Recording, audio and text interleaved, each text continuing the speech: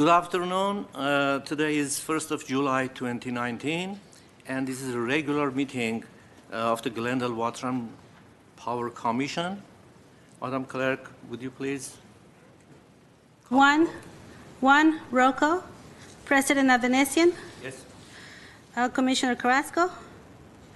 Commissioner Katikian? Here. Commissioner Lau? Yes. Commissioner Watson? Yes. I'm here twice.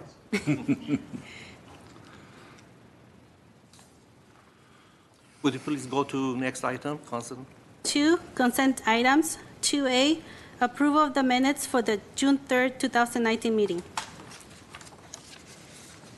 I don't have any comments. I move to approve. I'll second.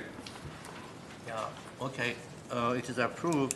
So let's go to the next item. 3, GWP Commission staff comments. Any comment? No comment. No comments. No comments. 4, actions. 4A, draft 2019 Integrated Resource Plan and Clean Energy RFP update. Mr. President, members of the Commission, we have, the day has come for us for a process that's been going on for quite some time. But we'll go back to last April 2018, when we were reviewing and discussing with the City Council the EIR for the Grayson Repower. At that point in time, the council direction was to go back. Time had passed. It was almost 4.5 years since we had started the process, for us to take a look and see if there were other alternatives that had manifested themselves, that had improved either technologically or economically. And then at the same time, California Energy Commission requires that we submit an integrated resource plan, and that plan was due, at least from a legislative perspective. In other words, our legislative body had to review that by the end of 2018. So in December, the council took a look at it. The problem was that the process that we had undertaken following that April 10th meeting, which we called the Clean Energy RFP process, contained very integral pieces of the IRP. So in essence, what we had is, and it was our term, I don't think the CEC used the term, we used the term interim IRP while we developed the clean energy scenarios, and then we have until the end of this month to submit the final IRP, at least for the first 5-year period. That's a planning document that can be revised annually, but is required to be updated every 5 years.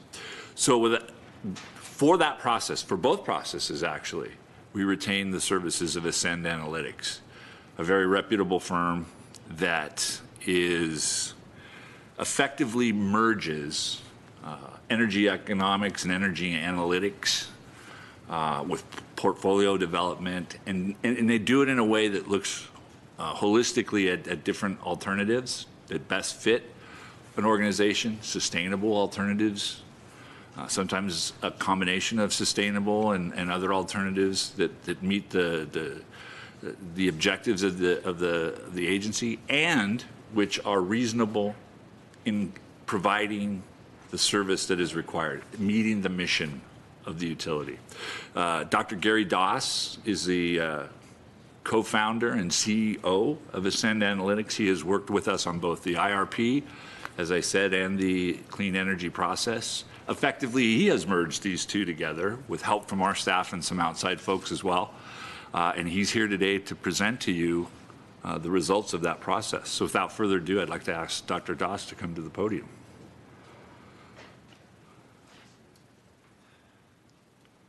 Good afternoon. So I look forward to just spending the next half hour or so going through some of our findings and the analysis of resource selection and development of the IRP. The focus today will be on the resource selection for the Grayson power replacement. And with that, I'll be presenting results from my staff's hard work, along with Steve Zern and Mark Young and their contributions in working in conjunction with Ascend staff. A little bit about my company, just so you know. We're a 50-person energy analytics company. We build software solutions and provide consulting support around that software. We work with quite a few folks in Southern California, LA, Riverside, Burbank. We've done their plan as well, and then Turlock and City of Reading and City of San Francisco and several CCAs. In addition to utilities throughout the country, we serve as core analytic infrastructure for be it Duke or AP, we're contributing as well, and many others. So today, it brings me to a resource plan that's, to me, is pivotal and probably divisive as the plan we developed for Hawaii Electric in their attempts to set the stage for, I guess, Glendale in all of California to assume of being the first utility to go 100% renewable. And the choices that they faced in Hawaii are not unlike the choices faced here with you have old thermal generation that is limping along. You need to do something to firm up the power supply, and what technologies make sense on a path that's going to be 100% clean in the future. That's a tough choice. We don't know what the future will unfold exactly in technology, but we do know that we need to be concerned about costs, and we need to be concerned about stranded assets. And how do we meld these two into some economic construct that makes sense? And we're not just spending money today that 10 years from now, why did we ever make that decision? We knew we were going clean. What's this about? I think this portfolio represents a perfect vision of a clean energy supply portfolio of tomorrow. And let me explain. So how did we get to where we're going? In March 2018, as you might know, there was a repowering proposal for 262 megawatts of natural gas to replace the very aged Grayson plant. And there was a RFP in May of 2018, and it sought clean energy technologies. There was an interim IRP that determined a need of 250 megawatts of local capacity and established a long-term energy and capacity needs for the city of Glendale. The city's unique in many aspects, but electrically it's unique in that it's in an urban area, but it's not dissimilar from Hawaii. It's electrically isolated in many dimensions, particularly when we look at this from a reliability perspective and planning perspective, as we would look at Hawaii. So the parallels are, from an energy supply perspective, exist between Hawaii and Glendale just because of the inherent nature of your grid supporting the city. After the interim IRP in December 2018, in July 2019, a final IRP was issued this year, and before you is what I'll be presenting are those results from the final IRP and an implementation plan. And we're going to review the results from the IRP today. In developing the power plan, we followed some principles. And really, again, the focus of the plan is what's actionable today, and what's before you is actionable items that we expect some discussion on and deliberation. These are critical items, obviously, for the ratepayers and the power supply that Glendale will have for its future. First objective in formulating a plan is let's keep the lights on. Reliability is key. It's always been paramount in any electricity supply system, and it's clear for the City of Glendale, this is something you have to keep your lights on. Furthermore, it's a CEC mandate as well. You have to focus on local reliability. It's becoming a real issue. In fact, in the Cal ISO, they've even created a commodity market for local reliability as compared to just regional reliability. And it's becoming a thing. And this became clear last year after the fires, causing transmission lines to be curtailed, and that's continued on to this year and will continue on in the future. Reliability matters. In your case, it's simple. You need local generation of some form. We want the plan to embrace the second principle. It needs to follow clean and renewable. There's no question that we're under a green energy revolution. This is structural change in the power supply system, and it's economically rational on top of it. This is the future, clean energy, and Glendale looks to embrace that fully. And I'd say beyond economics, step up and invest in a clean future. Community participation. This is something we've worked on extensively. Ascend actually worked closely with Steve Zern, excuse me, combining your names, to integrate some experts in this area. And we called upon our neighbors in Colorado, Rocky Mountain Institute, to facilitate some community input and hold multiple sessions with stakeholders and get their feedback. And we value that input. And I'd say also the direction that the City Council established for this process to go forward. I think some of the wisdom they imparted to go forward with this RFP and pick a different course is going to benefit the ratepayers and the City of Glendale in the long run. And that vision is something that should be looked upon well. It's something that they've done nicely. And we'll talk a little more about that. You can see not only is it economic, but there are some real environmental benefits here. The community has been very integrated in this process and providing feedback, and that's been helpful. And I don't think we'd be here with what we have today without their input. Fourth one is one step at a time. And this is more of an analytic process, but going through and making sure everything makes sense and adds up. So is it reliable? Is it economic? Have we checked and validated all the inputs? Are we certain we haven't left any stone unturned? Are we accounting for the future view of even technology and where things are going? Can we do an NPV, net present value analysis of decision today, looking forward, and find the least cost, least risk solution for the ratepayers of Glendale? And I think we've done that. And finally, perhaps foremost for some, is keeping the bills low. We want to find least cost, least risk, clean energy solution. And those are the principles we've adhered to, and you'll see that. Feel free to stop me along the way if you have any questions. We're getting to the fun part, though. What do we recommend? So Grayson's been around for a long time. Its time is up, as we all know. It's time to move on with new technology. And with this, we're suggesting a mix of new resources. In terms of the resources that will replace Grayson, it's going to be at that site. That is, those resources will be some Tesla batteries of 75 megawatts, and there'll be some local solar, which isn't at that site, and some distributed resources, which are in town. We'll get to the portfolio in a minute, and some internal combustion engines that have the ability to burn natural gas, and in the future, other clean fuels that won't necessarily have any carbon impact, like hydrogen.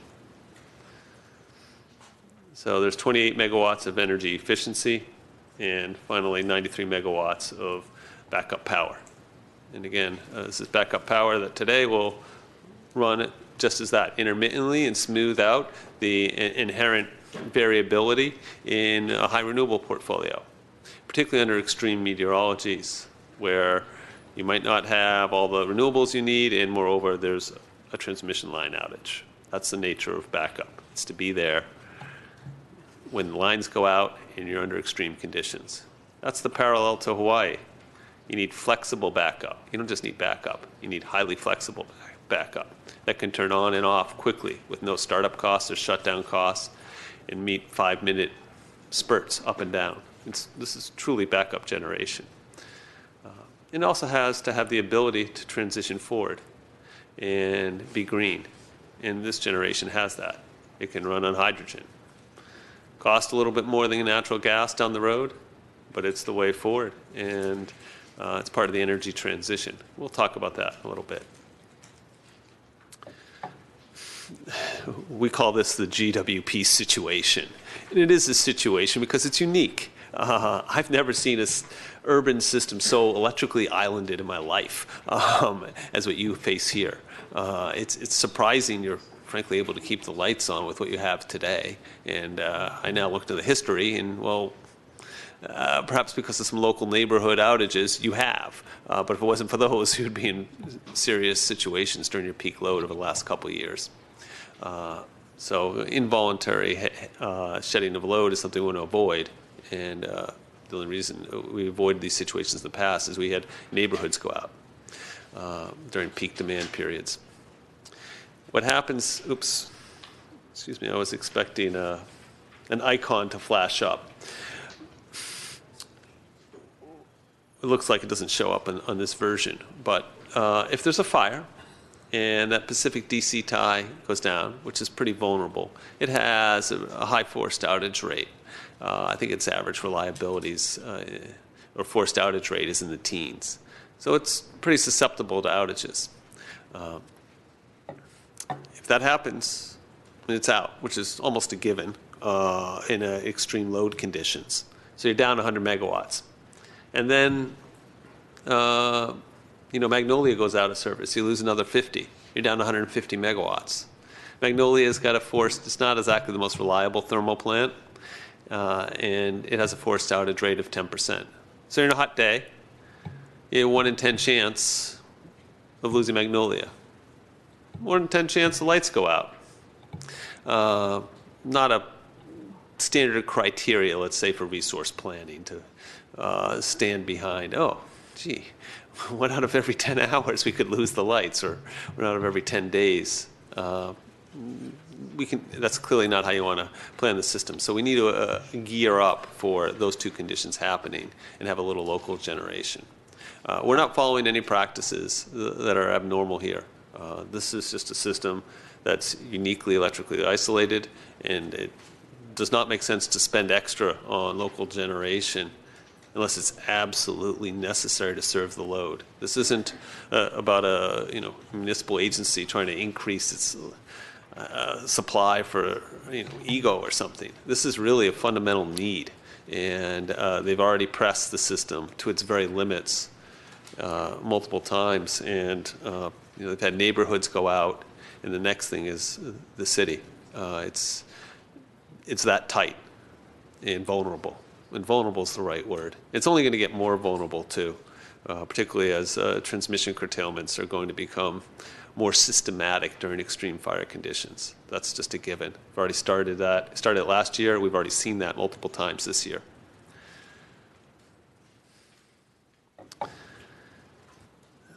So the RFP process, like all processes, they're kind of filled with a bit of tedium. And they go through with our vendor lists and trying to encourage as many people as we can to bid on the RFP and market it heavily. And that was well done. 36 respondents. That's excellent. There's legal screening, who's qualified, who's not, who can deliver. Then there's feasibility screening. Does this hold the least bit of potential to make it and provide value? And then there's the proposal scoring. Does this make sense economically? Do the pieces hold up as a deliverable component of energy supply? And finally, there's vendor interviews and the final shortlist. And you've seen the shortlist. Just to review it, there it is. It's the DERs, 28 megawatts, the rooftop solar and storage of 23 megawatts, local, 75 megawatts of large-scale battery storage, and 93 megawatts of critical backup.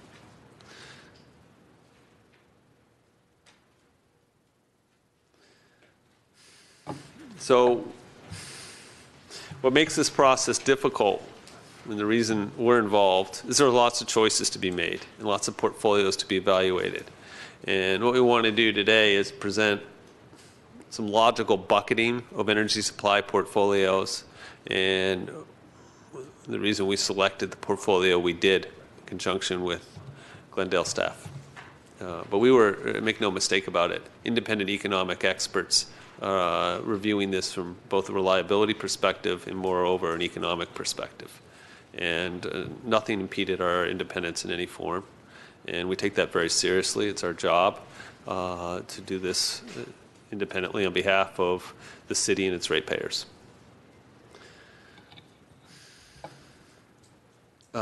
So there are 6 portfolios here in terms of candidate portfolios. Starting from the left, it's real simple. We just looked at a repowering with natural gas. So that's the CCs and CTs. Let's see if I can. Oh. My pointer doesn't work on the computer screen, but it's the far left column. Thank you. So that's all conventional generation. There's potential that those resources could run on hydrogen, I suppose, in the future, but they're not necessarily flexible resources. And what we need is flexible thermal. So if they're going to... Could you explain CC and CT? Yeah. Thank you. Sorry about that. A CC and a CC is a combined cycle unit, and a CT is a combustion turbine. So a combined cycle unit is nothing more than a combustion turbine with a kettle on the end that makes steam. The combustion turbine is nothing more than a jet engine.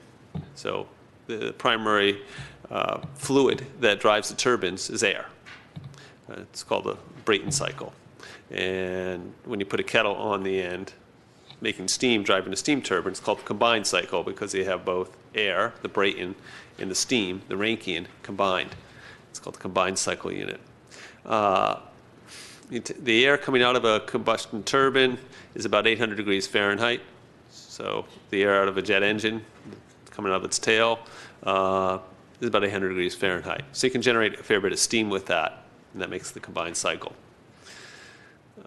The ICE, by the way, at the bottom stands for internal combustion engines, and those are just really big, like train engines or ship engines. So, that portfolio combined with a significant amount of imported renewables of solar and wind, 140 megawatts each, was evaluated. We also looked at ICE's power portfolio C, and that's 140 megawatts of wind and solar again, but a utility battery of 50 megawatts and 149 megawatts of internal combustion engines. Then there's portfolio D, and that consists of a little bit more diverse resource mix.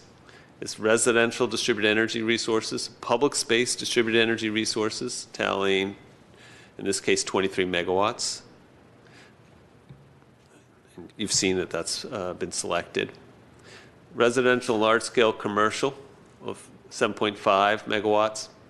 Small commercial EE&DR of 20 megawatts, solar and wind of 130 each to be imported, and storage 50 megawatts and 112 megawatts of internal combustion engines, or 6 ICEs. Portfolio E is very much the same as portfolio D as you go down, except there's 2 differences. Utility batteries are at 75 megawatts, and the internal combustion engine is at 93 megawatts. So that's 5 internal combustion engines, 93 megawatts total. Let me just pause in this portfolio. It's important to know this is the portfolio we selected, but also look at the size of the storage at 75 megawatts. Well, it might not seem like that much generation. Peak load of almost 350 megawatts. It's sizable. This is about 20% of the peak load to be served from energy storage in 2022. Glendale will be the highest in the country in terms of percentage of utility load served by storage in 2022. That's leadership in this portfolio. It's a selected portfolio. It's real leading edge. Percent renewables is very high.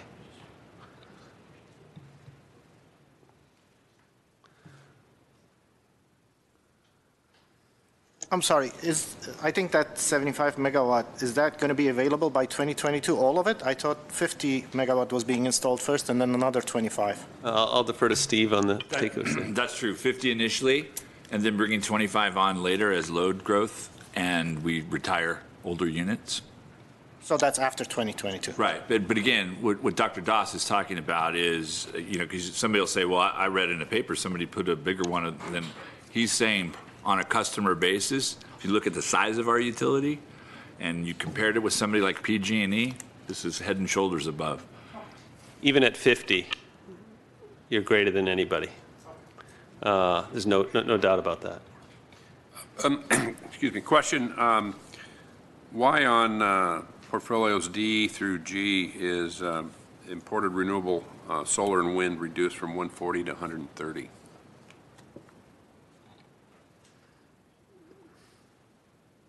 I think that has to do with balancing and managing costs and economics. We can look at C, and you can see the economics and the fit, but there's a concentration of. We were just trying to get everything we could into anything possible, so we overbought with renewables effectively. And you can see, I can show you pictures where there's effectively dump energy occurring during the spring months in particular. Okay. And dump energy means it's excess to load, and you're serving the energy at very low prices, and at times negative. And we've seen the prices in the West be negative for the entire month of June for off-peak, and now it looks like during the super peak hours, when the sun's close to its zenith angle, the price of energy is getting close to that, let's say, de minimis value, certainly sub $10 a megawatt hour. A cent a kilowatt hour, really inexpensive. And that's because there's so much solar on the system. We're in excess. That's why looking at thermal generation that's highly flexible makes sense, because it can shut off when it needs to and turn on when it needs to. The problem with the combined cycle and the combustion turbine units, although maybe dollars per kilowatt installed, they have less capital costs.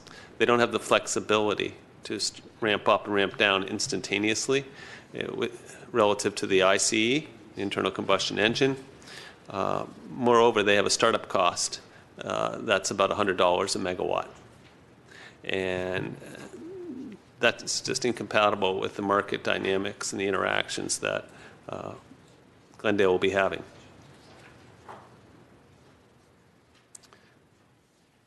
Portfolio F is a 100 megawatt battery and 3 ICEs.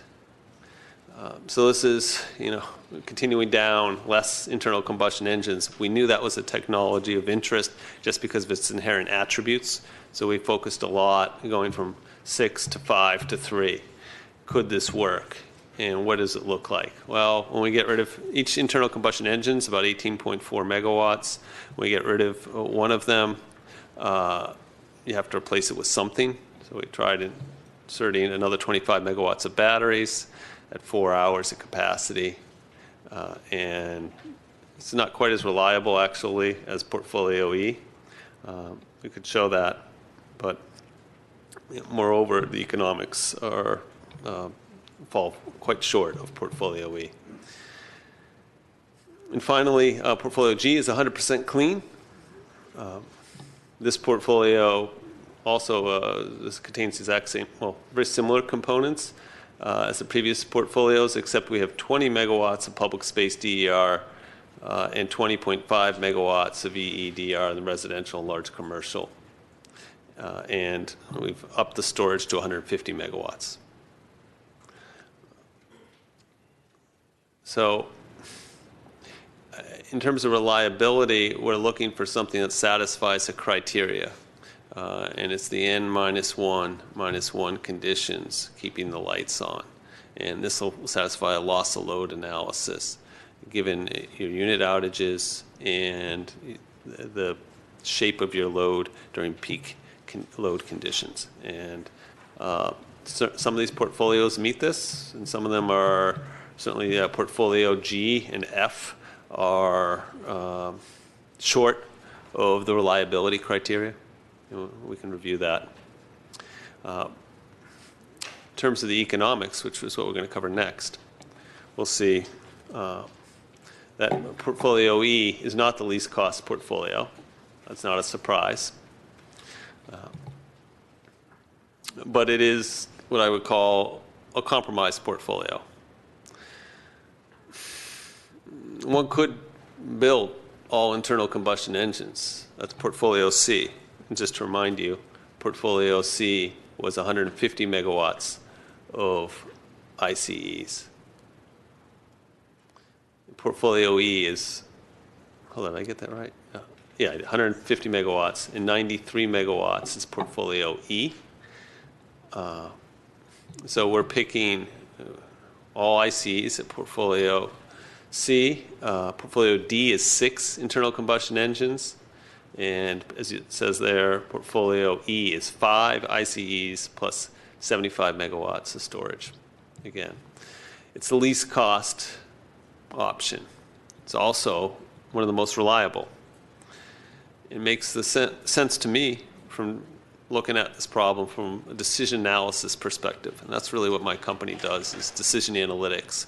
And you're faced with somewhat irreversible investment today. They are making a benefit the community tomorrow. And we're doing this with technology evolving rapidly. And with some potential threat that this thermal generation could be stranded, is the thought. Well, I used to think that, and I had concerns about that. And we looked at, what about the technological evolution? How's this green world going to play out? Well, first, it's going to play out in bringing a lot of energy from the east to the city of Glendale. That's dependent on new transmission capacity coming to this city. That may or may not happen. It's generally envisioned that a green power supply will involve a fair bit of thermal generation, burning clean fuel like hydrogen.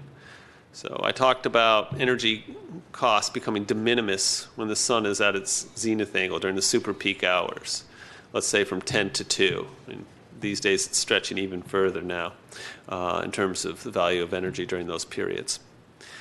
With all the solar and wind that's coming on in the WEC is the Western Electric Coordinating Council, so the whole west from Colorado to California. We're in surplus. You just have surplus energy. The cost of energy is declining, and we know that. And that creates a foundation for having systems that are reinforced with more reliable supply of some firm energy. Storage is one resource, and that's a great resource. It's highly flexible. My company benefits from this storage revolution. We're actually one of the leaders in storage valuation. We're a big proponent of it. We participate throughout the country in storage conferences. I myself speak at them extensively. Big fan of storage. I'm also a big fan of reliable power. And the internal combustion engines satisfy this. This isn't something that, Glendale has hired us to take a position on. This is independent evaluation. And I find that the ICs just make sense because they're least cost, and it's not going to be a stranded asset. The odds are very remote that you're going to be able to get all the transmission you need to bring renewables to the city of Glendale. The odds are very high that you'll be burning some form of clean fuel in those internal combustion engines in the future. That's the reality of a clean future. It's just very hard to build transmission lines, at least economically today. And that leads to a natural thought, which is, let's make clean fuel instead. May I ask a question? Yeah. You started talking previously about the local reliability market. Yes. So I know it's a tangent on this presentation, but maybe you can explain that a little bit to me to understand how that is going to be tied in with generation here. Okay. It's a good question. So first of all, local reliability is only applicable for members of the Cal ISO, which City of Glendale is not. But the point is, is California, and they've created a reliability mandate that area, and this is a new market, and it's newly formed, literally within the last year, that is going to address the issue of local deficits in firm capacity in a region. So take the Bay Area, for example, or take anywhere along the coast here. There's a shortage of thermal generation that's rapidly going to ensue with the retirement of a lot of thermal plants. We're shipping a lot of the supply to the, what will be coming, shipped in from the east, and quite vulnerable. There's a need to buttress the system with local generation because of line outages, and they've set up in the Cal ISO a market to ensure that there'll be enough local supply. Is this something that Glendale is going to be forced to participate into? Glendale's not a member of the Cal ISO right now. They would, first step would be perhaps to consider joining the EIM if that was to happen. Glendale does not have to be forced to participate in it, but Glendale is forced and required to develop a reliable energy supply portfolio under the state mandates. And that's what we've done, is followed the state mandates and criteria for reliable energy supply.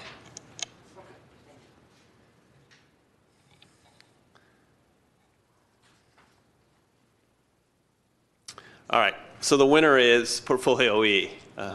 You know, it's not the least cost, but it's the most sensible portfolio on a go-forward basis. It balances the trade-off between costs and taking a bold step forward in renewable supply.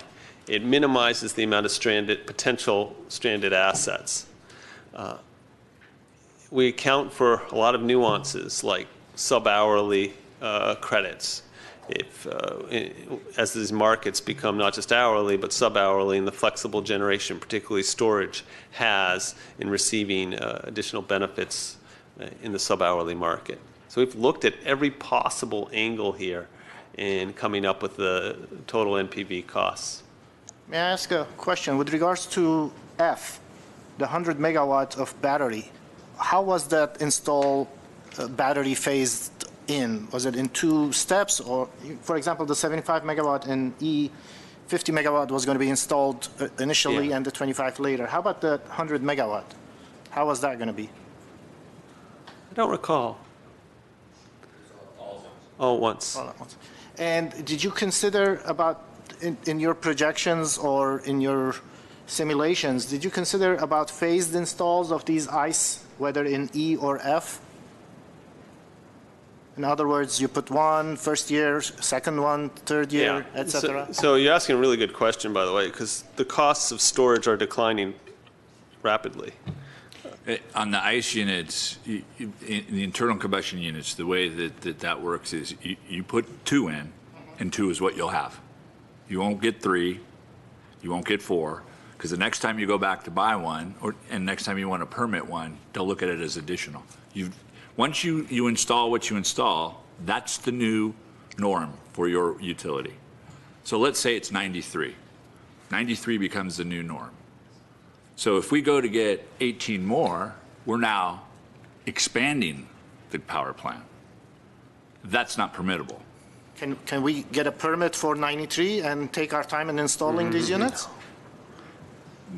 No, they want to know right now what you have. That's the way the permit is phased in. That's why we went to look for the lowest amount we could. And who, permitted by whom? AQMD. Okay. I have a couple questions on this. You referenced hydrogen power for the ICEs. I thought I had it on. Regarding hydrogen power for operating the ICEs, is hydrogen, if that were to become available, is that considered a clean fuel? Yes, it is, if it's generated from renewables, which it would be. Yes, okay. And is there any projection on when that might be available? Well, it's technologically available now. as demand. Same with hydrogen-powered vehicles, but there's not a lot of them driving around. Yeah, exactly. Although I think there's a lot less issues in the station in situ production versus mobile. Okay, so it's probably many years away. In terms of the economics of it, they'll be compelled by demand, and demand will become much greater in 2045, or as we approach that. Also, the state does have a tax on carbon emissions, and it's highly possible, given the cost of electricity, that carbon tax combined would make hydrogen the most economic fuel, outpacing natural gas before 2045. So in other words, it's going to come, but we don't know when. It's going to come. We don't know when. And one thing I can assure you, though, is technology of that evolves far more rapidly in this renewable game than we've ever thought. And that's the trickiness of it. The costs have come down incredibly fast. And that's the predicament we face. I mean, and this is the crux of it. If you're making a decision to invest in thermal generation, it's not necessarily an investment to be dirty. It's not what it's about, because you can easily burn, and will be burning probably, hydrogen in the future. The question is it the right investment? Are we making an irreversible investment that, as technology comes, it's just going to be marooned by low-cost batteries, and it's going to be a stranded asset? That's the question.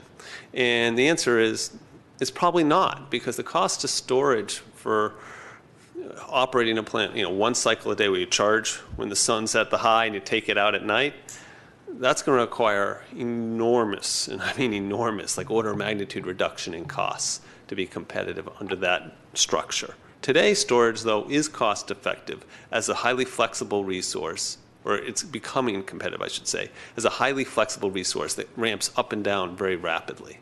And it's responsive, it's quick, just like the cars, incredible acceleration and highly flexible in stopping and going.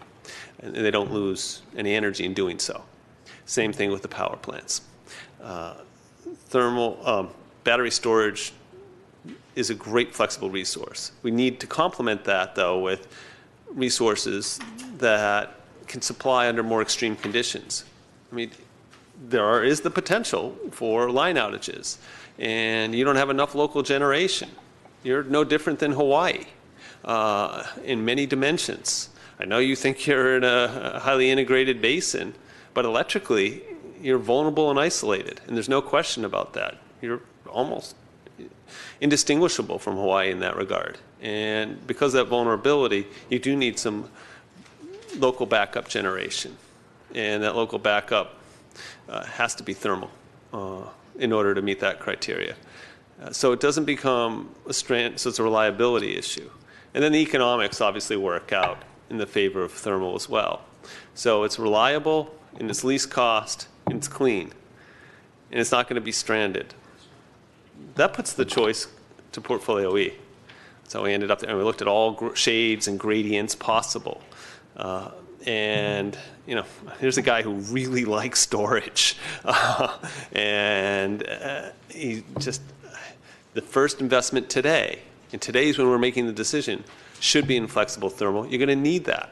There's no question about it. So if the cost of thermal generation isn't coming down through time, which it's not, but the cost of storage is,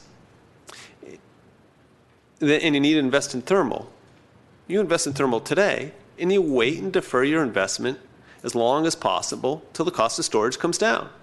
That's the rational choice. You absolutely need to have this generation here, this flexible thermal gen. You'll need it. There's no question about it.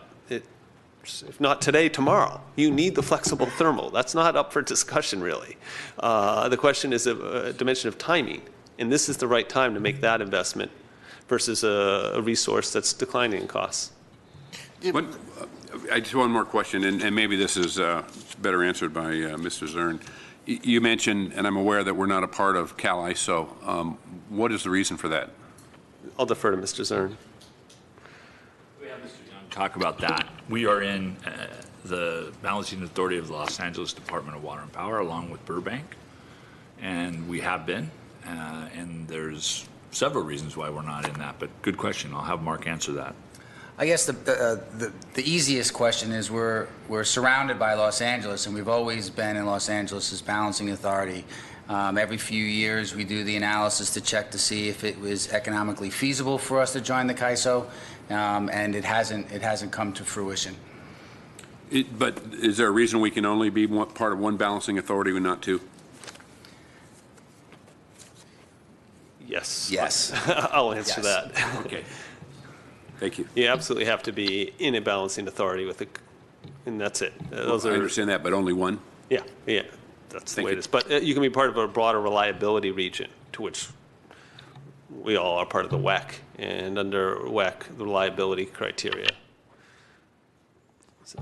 But my question was, and you acknowledged that we need some sort of thermal generation, and the question was when, and given the technology is changing, how much could we delay that? Or how much of thermal generation do we need now, given that technology is changing? Could we defer a little bit? Could we have less now, more later? So it's a good question. You know, in 2045, would we suggest, let's say cost of storage is 1/10 what it is today, just hypothetically. But We don't need to go that much down, let's say 5 to 10 years down. 10 years down the road, well, let's just take the extreme case, though, because hear me out here. I think you're going to need the thermal. There's no way around it. I mean, it's just like with Hawaii. In 2045, when they're 100% renewable, and they have a lot of storage, and they're frankly really wealthy in a relative sense in any economic income metric, and they're willing to spend it on clean power supply. They need thermal, and there's no question about it. And the thermal will likely be clean thermal, just as here. But they need thermal as backup in order to keep the lights on. They're just extreme meteorological events and other events that cause transmission outages in your case. Their case, it might be storms combined with low renewable production events. And you have to have that backup thermal. I mean, we do the analysis. We literally simulated 100 different meteorologies into the future, day by day, hour by hour, and found, there's variability. We need to look at that. And thermal is going to be a part of your supply mix, given your transmission constraints. And if you're to join, evolving the system forward, if by chance you're a member of the Cal ISO in 2030, to take the example, you would probably need local RA, local resource adequacy. That would be significant. And, you can look at 4 hours, but the sun isn't up. It isn't half a day. It's roughly a 22% at best capacity factor. That means roughly 75% of the time, you have to find something else to provide energy. And when you really need it during your peak, the sun is long set.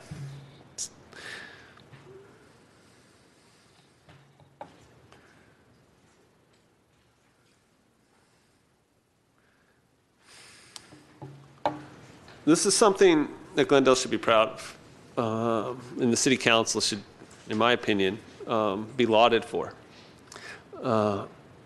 They were faced with looking at the Siemens repowering about a year ago, or less, and they said, no, we want to give this a second look. We want to, before we make this decision, let's see how things have changed, because we know things have evolved a lot in the last year. And they did that, and we went out with this RFP, and things had changed, and there's a new path forward. We found that new path, and it's part of a clean energy future. So that's resulted in an overall 40% reduction from today, from 2019 levels for carbon emissions. And we look at the amount of CO2 emitted in 2030. That's fast. I mean, 40% in a decade, that's really moving it. and very few utilities can match that, especially considering you already have a fair bit of green in your portfolio, or clean in your portfolio today with Palo Verde and Hoover. So that's, we've gone from 15 to 40. That's a real move forward.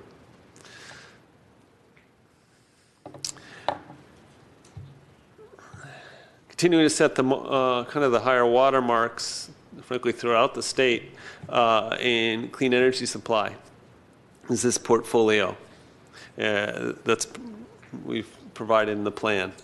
And every time you look at the green targets, which are in the white boxes, starting in 2020, we're just 1% over.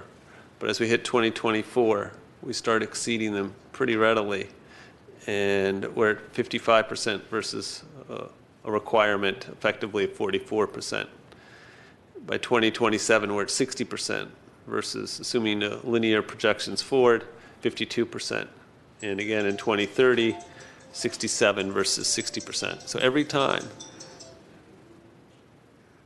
the city is significantly above any sort of state mandate, and is, kind of an early overachiever, if you will, in the green front.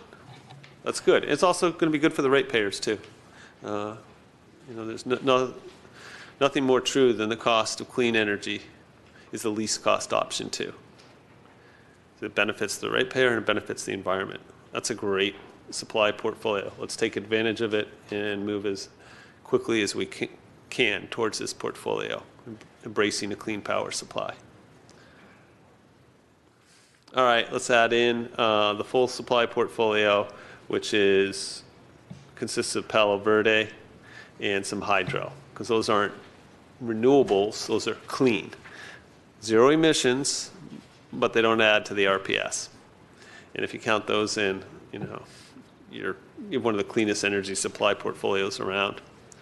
It's impressive. Today, you're at 39%, and in 5 years, you'll be at 60% clean.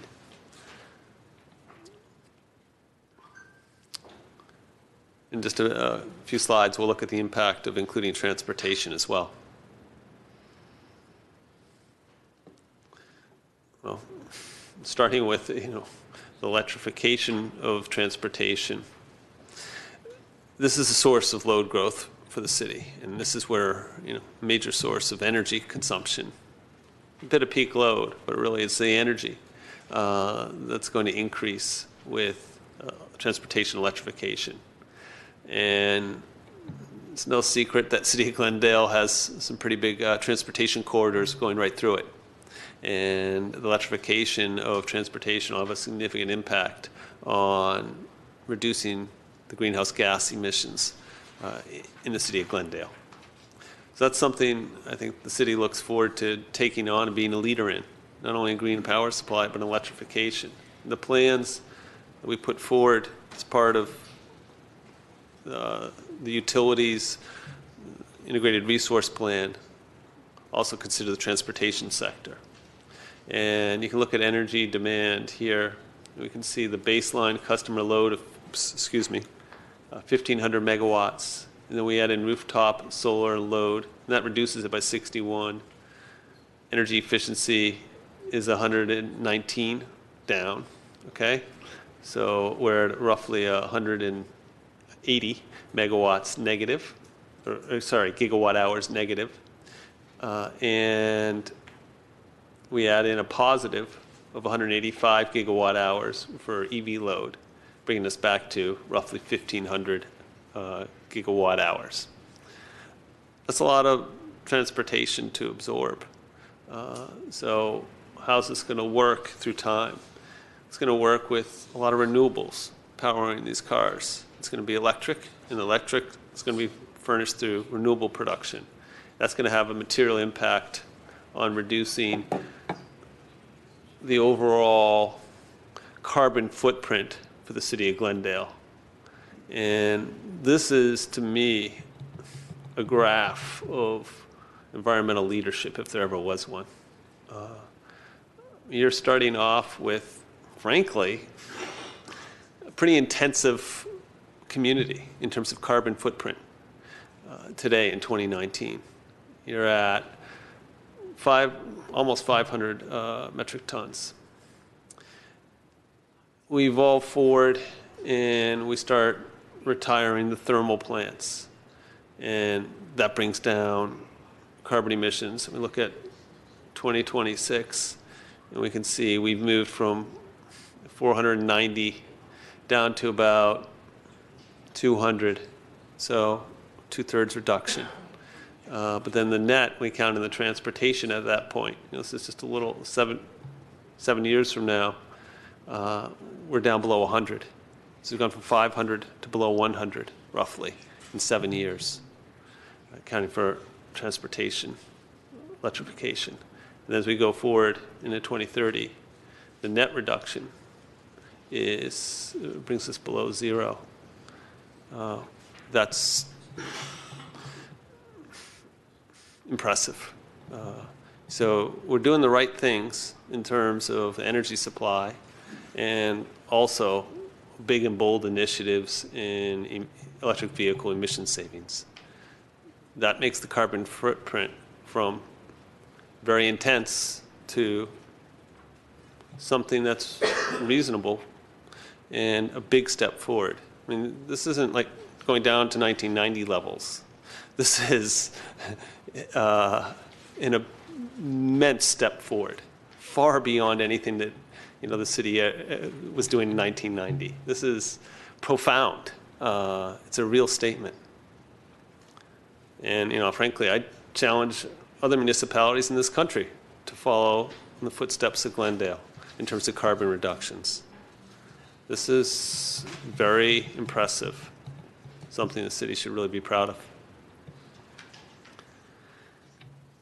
I have more slides, but they border on the wonkish.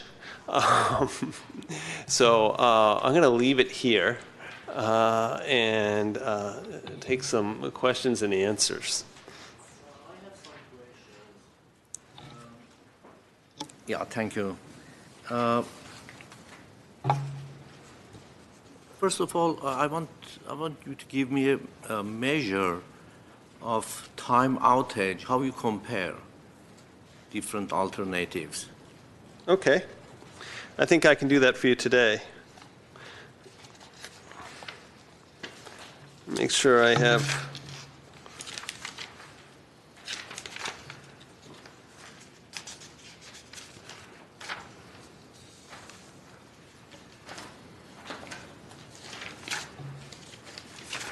I know it's detailed in the plan, and I have some slides that cover some of this.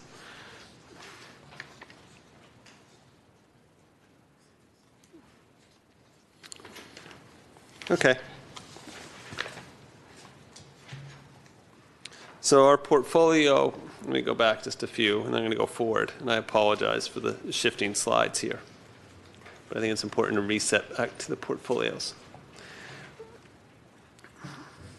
So our selected portfolio is portfolio E. Okay, that's the one we've selected.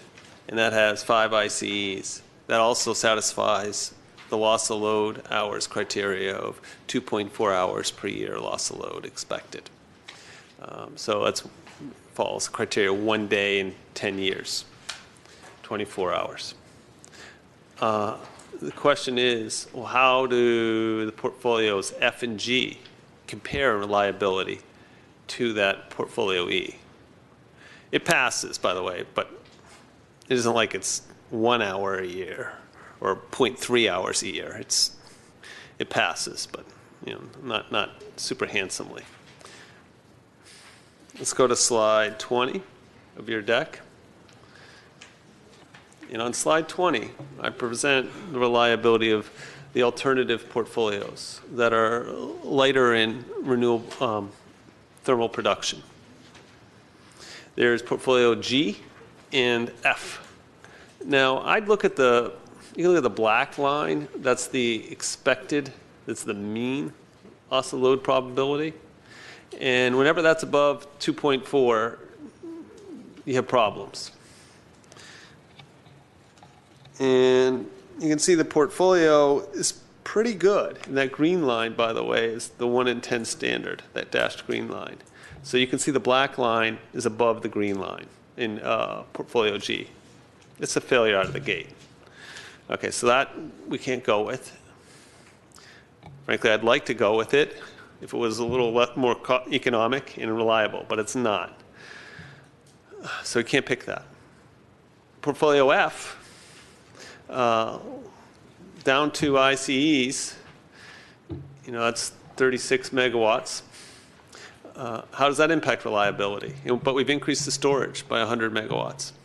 And we're good up to a point, and then 2033, there's a lot going on in terms of increased renewable production.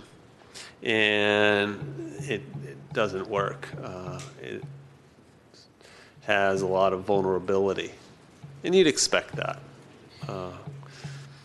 So that portfolio, while it holds promise, isn't as solid in terms of reliability and doesn't meet the expected criteria of dependable supply as we go forward because of the effective intermittency of renewable production and the vulnerability of the system with line outages.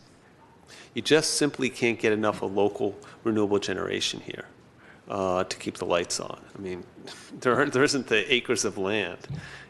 An acre maybe could support a couple megawatts at utility scale, so every inch of the acre is a couple megawatts of with solar.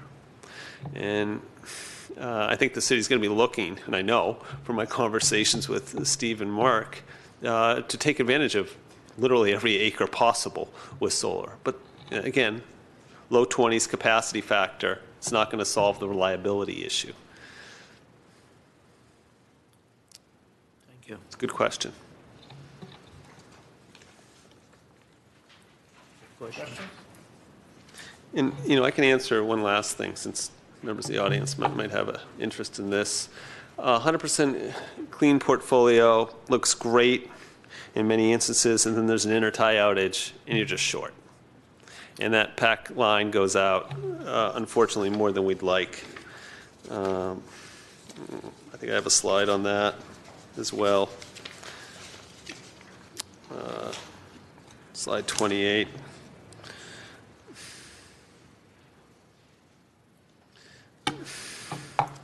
The outages of the pack line. This,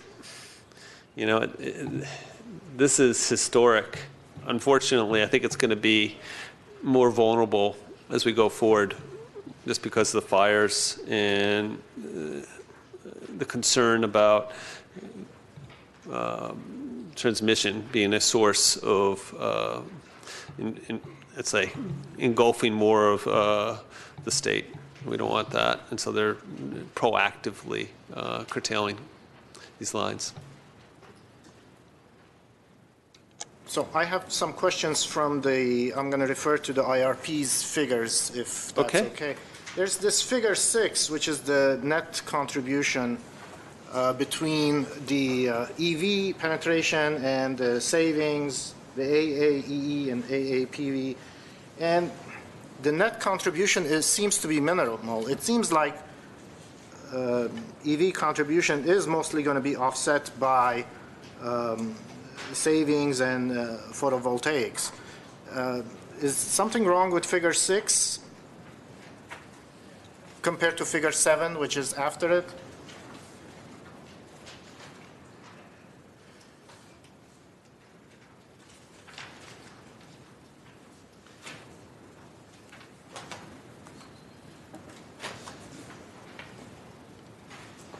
Right, so EV, that's right.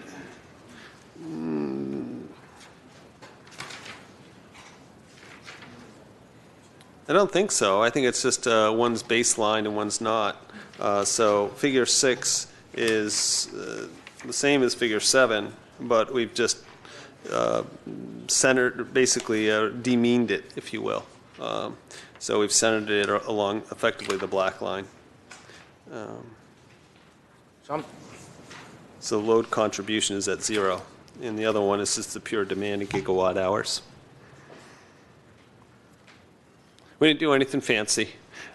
We sorry? we didn't do anything fancy. We just centered it at basically subtracted the mean off. The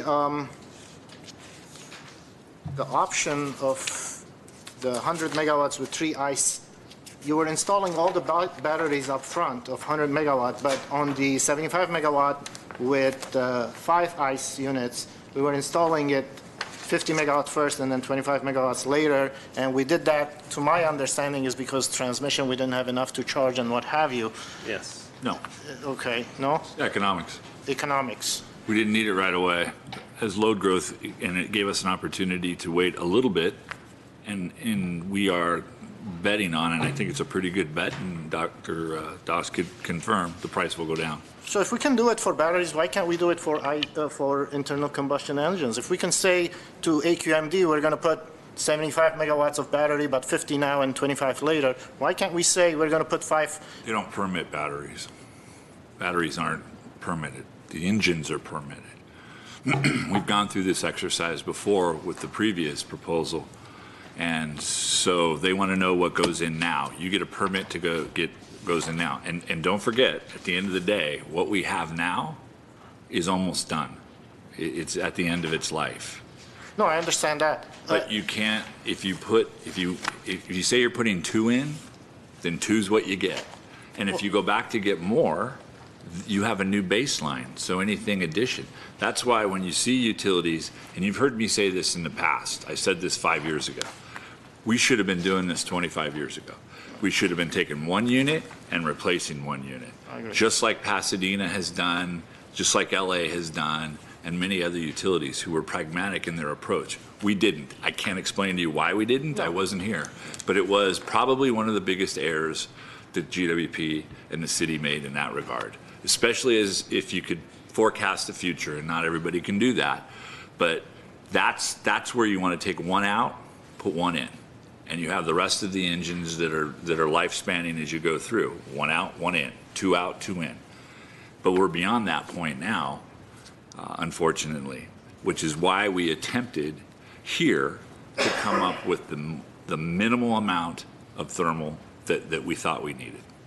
I'm just wondering, what would AQMD do if we say we want 5, we want to put 5, and we ran out of money and only end up putting 3? What would they do? Then you have 3, and that's what your 3 is. So that's different. You know, because of some outside factor, you choose not to, you run out of money. Okay, well, then 3 is what you get, and 3 is what your baseline is. And you cannot add the other 2 that you had the permit but never installed. That's your new baseline, because you've now generated that. So this is part of what the Air Quality District does to begin to ratchet down on what's going on. I mean, it's counterintuitive. It seems if they want good quality of air, they want to give you the flexibility to install these gas units as later as possible, but it seems they don't want you to do that. And I'm not sure if what you're asking is to somehow stretch this out till hydrogen becomes available. We think that's much farther into the future. I'm thinking technology is changing on a daily basis, it sounds like, particularly here. We started this process about 4 years ago with 232 megawatts. Now we're down to 95 because of battery. And I'm not saying anybody did anything wrong, other than the technology is changing so fast, and it's acknowledged so many times in this IRP. Can't we take it 1 day at a time without risking anything? The last thing I want is to launch this Titanic without any lifeboats, so that's for sure. But at the same time, let's recognize that this technology is changing on a daily basis, and we just dropped in 4-year period from 230 megawatts down to 93, which makes me wonder, you know, how much could we stretch this? And again, I understand it's the objective of these ICE units is to be a backup, and as much as possible. But it's just, I don't see how the logic of it is to put it all right now, and I understand the AQMD restrictions and what have you.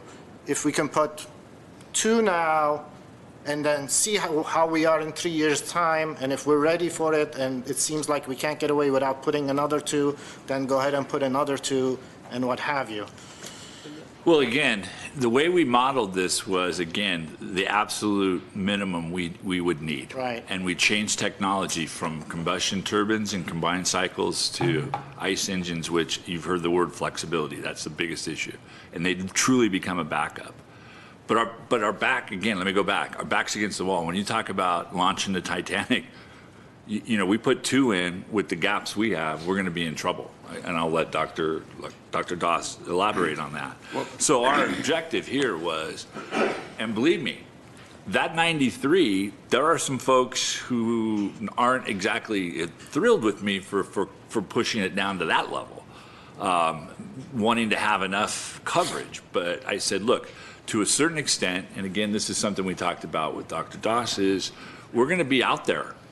We're going to have some vulnerability points with this plan as it is. So I don't know, Gary, if you want to elaborate on that a little bit. Absolutely. Make sure I understand, excuse me, where we are. I understand Mr. Kadikian's concern about, or question, why can't we install some now and some later, which would seem to be a very logical way of doing it.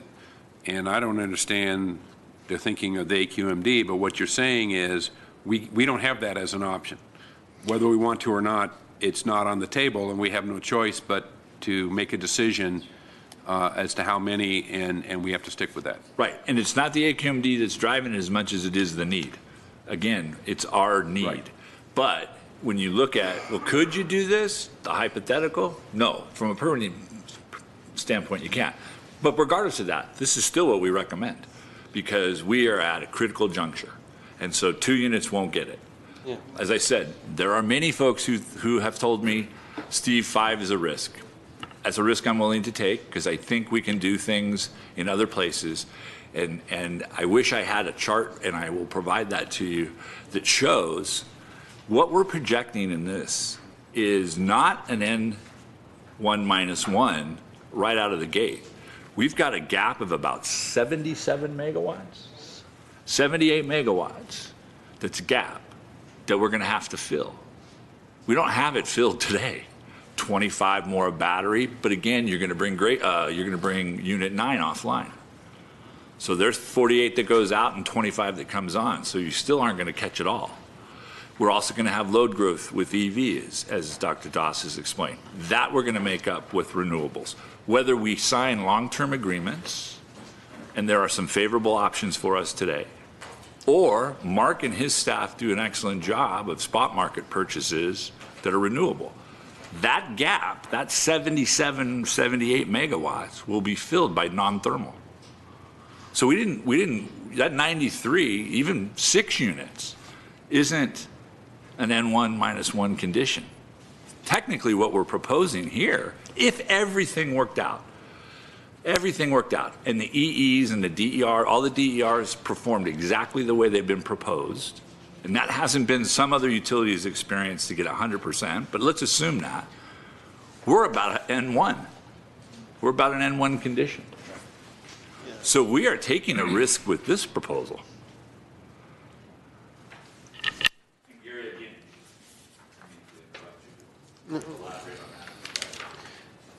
I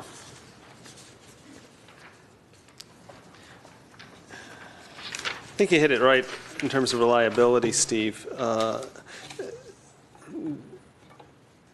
Any portfolio that's less than the ICE side that we've looked at, even with the increase in storage, isn't as reliable. We just showed that, went through those slides. There are reliability concerns. And so that, I'm going to try to pronounce your last name, Kadikian? Kadikian. Commissioner Kadikian. Actually, is it council? Commissioners? Okay. All right. I'm used to speaking to commissioners. So, Commissioner Kadikian, it looks, I mean, it's a tough choice, but there's a need to invest in basically steel in the ground local gen. And the problem is, if you need that steel in the ground local gen, and it's not declining, it's a mature technology, it has very little chance of seeing precipitous reduction in costs like we expect with storage. It's not a bad choice. You need it. You're going to need it. The analysis shows you're going to need it. And it's not going to be stranded. It can convert over as well to be something that'll be clean. We're just simply not going to have the transmission to make this whole system completely renewable. Unless you fill up, a lot of the city with batteries, which makes no economic sense. This is a reasonable path forward. If we look at the cost of storage on a go-forward basis, excuse me again for scrolling forward so rapidly. There we go. This is what we're projecting, and not where. This is what the industry is projecting. Is roughly, 10% growth or declines is what we've seen over the last few years, and this is for the core lithium-ion cells, the core of the plant. There might be a balance of plant of looks like another $160 per kilowatt hour, but we're looking at 10% and then eventually leveling off at single-digit declines in costs. Every year, so we've gone from the core cells being at $500 in 2015 to what we've received today for 2022 delivery of about $200 a kilowatt hour. That's just for the core. So that's enormous reduction. This is the problem. If this is technology, this is the evolution, this is the opportunity. But you need to invest in the thermal. You have to have it. It's just like Hawaii. You need the flexible thermal. So what are you going to do? You invest today in something that's not declining in costs, and you defer the investment to something that's declining in costs as far as possible. The worst possible choice is to put more money into storage today. That's not a good decision, and I would never stand for that. That would be a poor use of funds. In the IRP's figure 19, it says capacity factor, and there's figures for ICE and Magnolia. Could you explain to me what's a capacity factor? Absolutely. So the capacity factor stands for the production of the unit in the numerator divided by in the denominator the potential production as if it had ran the full year. Okay. So it's the percentage of time the unit was online.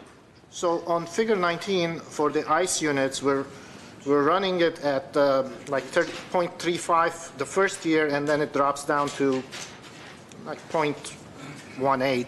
Why is the first year the capacity factor so high for the ICE units? That's figure 19.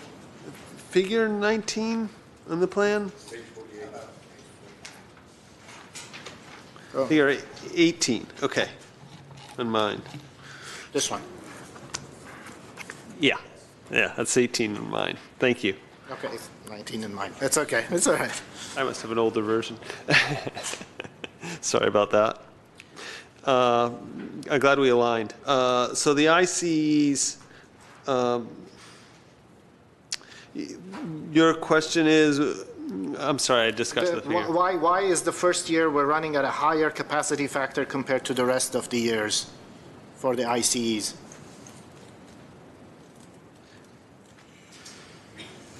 Mark? It's because of the IPP repower. Okay, so that's going to be offline. That's why we need it. They're converting coal to natural gas. I see. And the actual output of IPP is going to be less. So throughout the life of all these ICEs, we're running at very low IPPs, at low capacity factor. Yeah. It's just reliable, flexible gen, firming up the grid. And it's just a necessary resource. And what I like about this choice is the flexibility, the no startup costs, the ability to ramp up almost instantaneously and meet 5-minute market price signals, and shut down and just be done with it, on and off, and meet the intermittency of the system. And it's the right resource today for Glendale. Batteries are great, and they hold a lot of future, but you have to have a fair number of cycles up and down for them to be economic. And that means you can only have so much that you can make some economic sense of. And obviously, we picked a portfolio that costs more. We're not making complete economic sense of the batteries, but we're going forward with it. And knowing that, frankly, some of it will be considered out of the money. The cost of storage today versus 5 years from now is going to be very different. And you look at the early days of solar contracts, those are at $100 a megawatt hour. Now, solar purchases are sub $20 a megawatt hour. Excuse me. I have a question. Would you please a little bit elaborate on gas availability versus reliability? Gas availability versus reliability. Okay. How available is gas in future? Yeah. Well, in electric planning sense, availability just means, are you available? Are you not forced out or on a planned maintenance? And we don't usually face limitations in terms of gas supply. That hasn't been an issue of concern or any interruptions in that regard. But I'm talking about the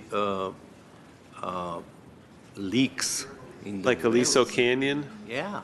Yeah. How reliable it is. I mean, you don't expect that one day it will be shut down? I think you can look cross-sectionally across the entire U.S. and you look at gas and its ability to provide energy into power plants. And we can say it's incredibly reliable. It's not an issue of concern. And yes, you had some issues with a gas storage field locally. I understand that. But I wouldn't ever expect that event to be repeated. All right, thank you. I'd also add that storage isn't free of risks either. You know, we've just seen 2 large fires of storage facilities in the U.S. this year, and one wasn't far from here, in Arizona. No, it wasn't too long ago either. It was just a month ago. I thought Do you I'd have any questions? just add to the question on Aliso Canyon, President Albanesian. We rarely, if ever, use Aliso Canyon gas. So it's only in an extreme emergency. We get our gas pipe directly. And so that has not been a problem for us. There has not been any curtailments that have affected us. So we've been fortunate in that regard. So just the pure question of gas reliability, you know, we have gas contracts through other agencies, and we bring our gas directly to the plant, and that wouldn't change. Thank you. That helps. Excuse me. Another question. Can you talk a little bit about transmission line restrictions that we have? Yeah. I'm going to flip forward. Again, excuse my fast scrolling here. I did pass it. I don't know. I don't think so. No, I haven't passed it yet. There we go. Slide 5.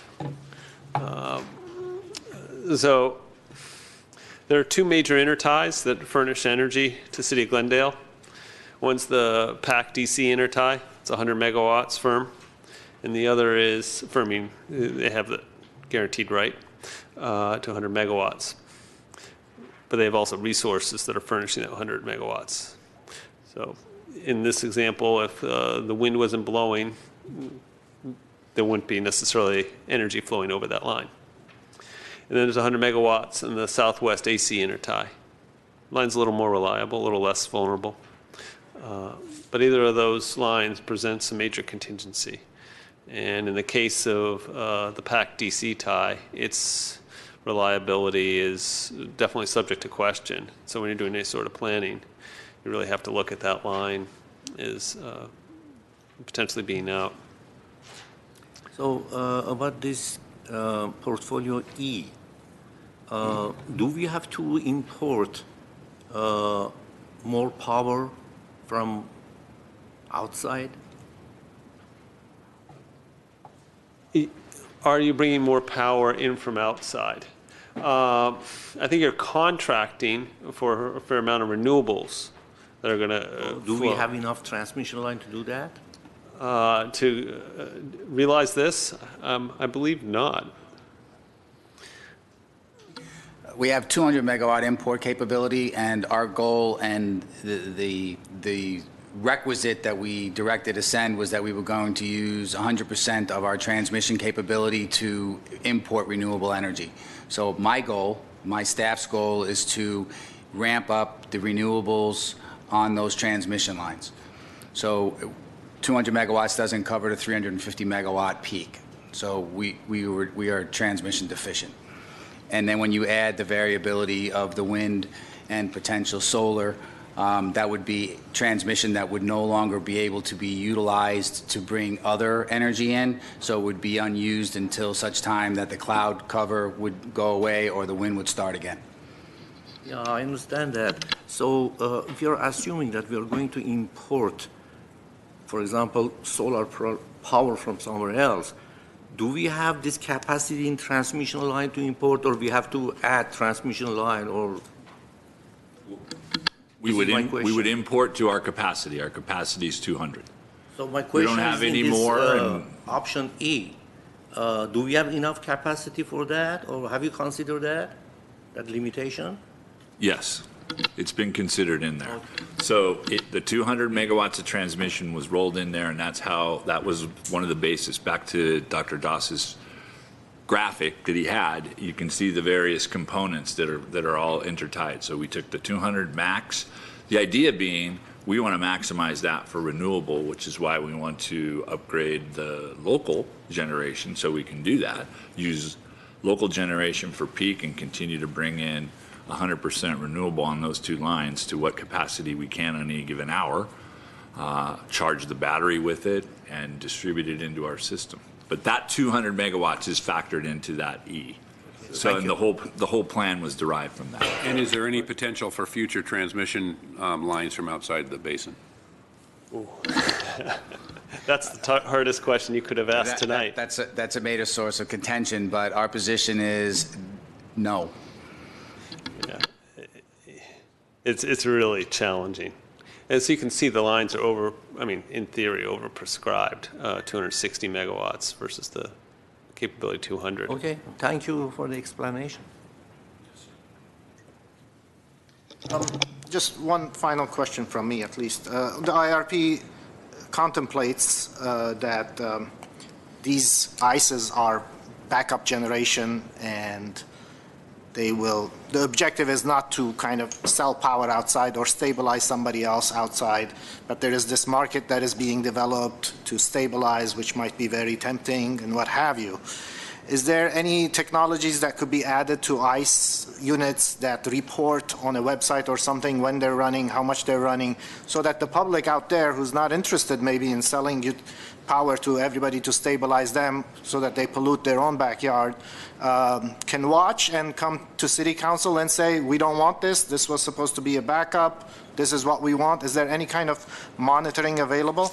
Well, certainly the EPA provides on an annual basis some data that's available, and you could look at that, and that's publicly available data, both in terms of production and emissions. I think there's a number of ways of looking at these flexible resources, and I wouldn't always consider them polluting, depending on what they're burning too. It's as technology evolves, we can see pretty clearly that renewable fuels are going to be part of Glendale's future. I mean, honestly, with the transmission limitations and the inability to get more transmission, this isn't true just here; it's true everywhere. That it's highly likely that local thermal burning clean fuel will be a part of our clean energy future, because there's going to be a lot of excess renewables, and we're going to have to do something with it, and converting it to something like hydrogen probably is the most reasonable way forward. We have a lot of thermal generation that could burn that cleanly, just makes sense. And the choice today, you're going to need the thermal. There's no question about it. It can be clean, and it's not declining in costs versus the storage, which is. So the investment today, actually in thermal, should not be viewed as kind of perhaps as solar was when it was invested in 10 years ago at $100 a megawatt hour, and today it's below 20. That is the type of choice you face with the storage.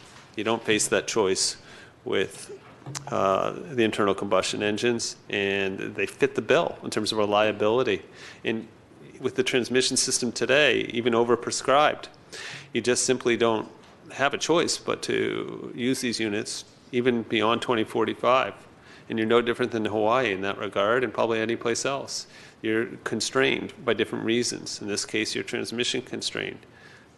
Hawaii's land constrained. Same thing. Is there any other question, commissioners? Not for me.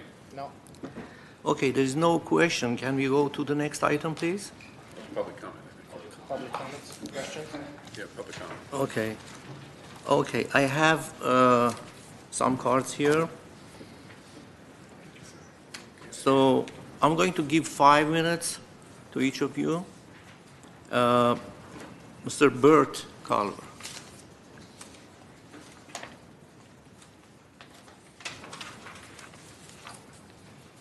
Hello. Hi. That was an interesting presentation.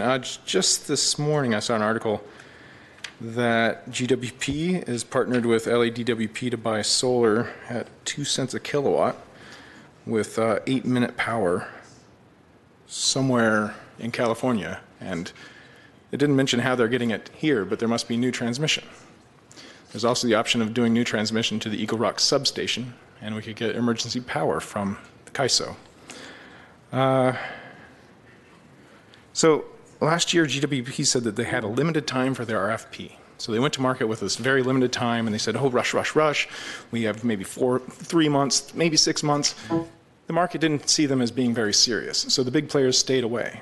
Turns out, here we are almost a year and change later, they could have done a full RFP, which would be the proper step for something this such a big project that will affect our city. Why did we do such a short RFP? Maybe so they could get a limited choice, so that they could still go with their power plans.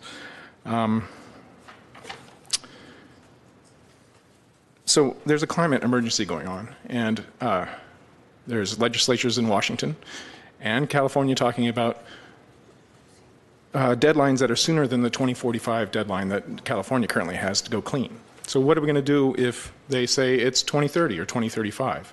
We're going to be stuck with a stranded asset. Maybe they can convert it to hydrogen. I don't know, that seems pretty out there to me right now, but if they could do hydrogen, why aren't they talking about producing hydrogen during the day when solar power makes and renewables make power cheap, and then burning that at night in these hydrogen ice engines? Why aren't they talking about that today? Options B, C, D, E, F, and G. Why not H, that has all of the green of G, but maybe 2 ice engines? They didn't look at that. It's hard to say how that compares.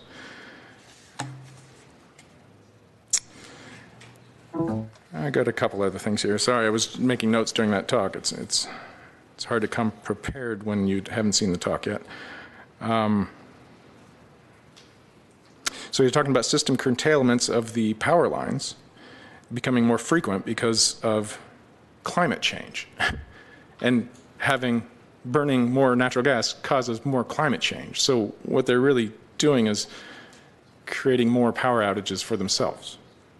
We're in a crisis. A difference of 1 degree warming in the next 30 years could be the difference between millions of people dying. We can't produce more carbon dioxide, and this is our chance to do away with that, and we should. And over and over he said, well, it's not economical. It's not economical. We looked at the economics of this. Well, they didn't do the environmental analysis. Perhaps saving the world, saving a few million lives is more important than a few bucks. I don't know. The price of the 100% clean option is what, $2 million more than the dirty option? Why not tweak it some so they can meet the outages, like putting in a tie to the Eagle Rock Station.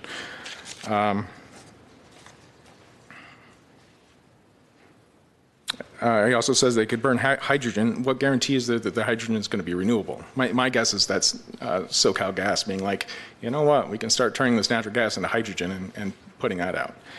SoCal Gas seems to get a lot of mileage out of our utility.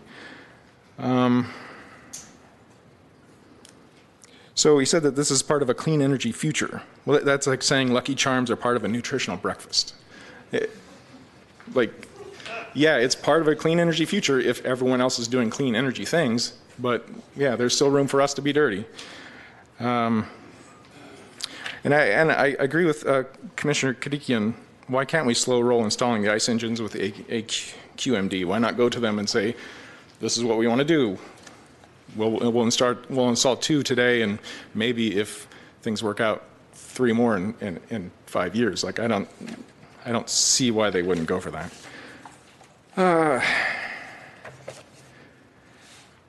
This is a book called The Uninhabitable Earth, and it's a scientific viewpoint of what's going to happen if we continue down the road we're going. I'm just going to read a little bit here. So the authors of one recent paper suggested the warming could be more dramatic still. Slashing our emissions could bring us to 4 or 5 degrees Celsius. Is that 5 minutes?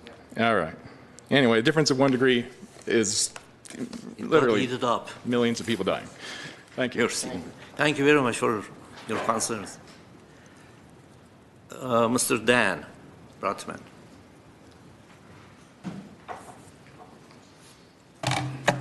Hi, good evening, commissioners and staff and my friends, Steve and Mark. I'm probably going to need a little bit more time, and somebody said that they would cede some time to me. Is that all right? Because Yeah. Actually, David told that he's going to give his time if that's okay. It's okay. So first of all, I want to start off saying that I think Glendale Water and Power really deserves kudos for this IRP. They have come a long way from last year. I think we all recognize that. It's a much better plan. It's a lot greener. It's a lot more flexible, and it's 20% cheaper. And I know the process has sometimes been a little bit uncomfortable, but I think it's yielded positive results. So I just want to put that out there. And I also, for the record, want to say that I think everything that GWP proposes, they propose in good faith because they think it's the right thing. This is not about good and evil. This is just about competing priorities and perspectives. So I just want that out there because sometimes it's forgotten. So now that I've said nice things about GWP, I want to say some nice things about the Glendale Environmental Coalition, because I think despite all the somewhat, I would say, ingratiating statements about Glendale's climate leadership, I think we need to remember that if we had not mobilized and not taken this issue up over a year ago, we would be going ahead with a 262 megawatt power plant that's dirtier, less flexible, and more expensive than what we're seeing today. So let's make sure that that's well understood. And I do appreciate that GWP acknowledges that in the IRP and talks about the community involvement. So, but I want to toot our own horn too. Okay, so what's our current position? We are still not convinced that fossil fuels are needed. Certainly not this much, and even more certainly not all at once. We have differences on a number of key assumptions, and I've spoken to all of you individually about this, and we've spoken to GWP on this many times. And I don't want to get into it in too much detail because I don't have time, but firstly, on the question of transmission, that is a difference. We are not Hawaii. I think that's one of the most absurd statements I've heard in a long, long time. We are in a balancing area adjacent to Burbank, to LA, and also to Pasadena, which is part of the Cal ISO.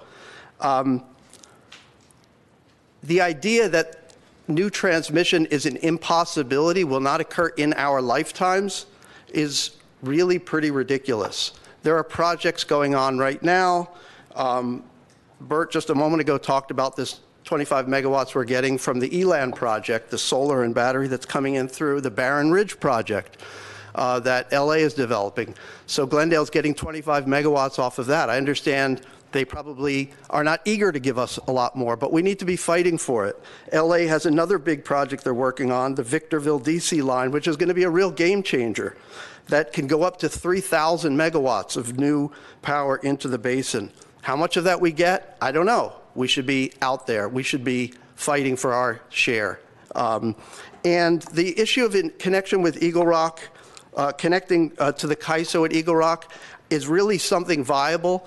We cannot be part of two balancing areas, but there is nothing that prevents us from purchasing power from another balancing area. We can be part of the LADWP balancing area and have a contract to purchase power from CAISO.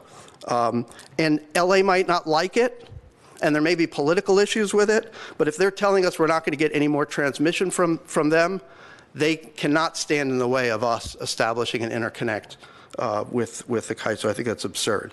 So that's that. There's also a big issue on the potential for additional DERs. So what I want to say is that the numbers that you're seeing, that GWP has concluded they can provide from the clean energy RFP by 2021, those are good numbers. Those are ambitious goals. It's not going to be easy to achieve those numbers, and I want to make it clear that the Glendale Environmental Coalition stands ready to help and support the rollout of the energy efficiency and demand response and solar and storage and virtual power plant programs. We want that to be successful. But I want to say that it doesn't end in 2021. The models that we've seen all have us flatlining after 2021. No more DERs. Why no more DERs after 2021? That doesn't make any sense at all. What we know is that once we are successful with this and people see that their neighbors are benefiting from these programs, they're going to want to participate. Once we know how to market these programs, once we know how to implement these programs, it just gets easier. And it's an absurd thing to say that we're not going to see any more after 2021. No, I think that we could easily be doubling that number. And we need to build that into our models, that we're going to have a lot more local generation through distributed renewables, through storage, and we're going to be able to reduce load through energy efficiency and demand response. The third point I want to make is this issue of contingency reserves. I think there is a potential to reduce contingency reserves by renegotiating the BOSS agreement. Glendale, Burbank, and LADWP need to figure out a way to share power better. If we share power better, we are not an island. We are part of a balancing area. We are not Hawaii. That's the purpose of a balancing area, is that each utility doesn't need to build to N-1-1. That's an absurdity, right? We need to get around that. So those are some of the differences that we have. I have a couple recommendations. I think the problem for the commission today and for the council is who to believe. It becomes a he said, she said, right? GWP is saying, this is what we think. I come up here and say the Glendale Environmental Coalition thinks something different. Where do we go from here, right? So I think what GWP is essentially is saying to you and to council is believe us. Believe us. We've done the best we can. We've hired good consultants, and this is the least amount of thermal we can go forward with. But I have to say that last year we heard the same thing. Believe us, we need a 262 megawatt Siemens all-gas project. With all due respect, believe us does not work for me, and it shouldn't work for you. So my proposal is that we should think about getting a third party that we all trust to give a second opinion. And I think the obvious candidate is the Rocky Mountain Institute. There are probably others that could play this role, but I think that the Rocky Mountain Institute has played a great job, has done a great job as a neutral facilitator. GWP has been working with them. Hopefully there's been trust established. We have great trust in RMI. They've got a fantastic reputation. And if somebody like that were to come in and provide a second opinion, like you go to another doctor right? And you say, well, I know the first doctor told me I have cancer, but I want another opinion. Let's get another opinion. And if RMI comes in and they validate these conclusions and say that we can't get away from some amount of thermal, I'm willing to accept that. So that's one recommendation. The other recommendation I have is that GWP should go ahead as quickly as possible with all the clean projects that they are considering, but defer the gas, okay? It's clear that we don't need all the capacity at once. That's why we're hearing that some of the battery can be deferred, and it's just an economics question why you would defer the battery and not the gas. But this is not just about the economics. This is about what the community wants. And I think that the community wants us to do everything we can to minimize or eliminate the need for gas. So I think that rather than defer the battery, defer the gas. And the battery is slightly cheaper, so we'll actually save some money if it turns out we never need those ICE engines. So how about this?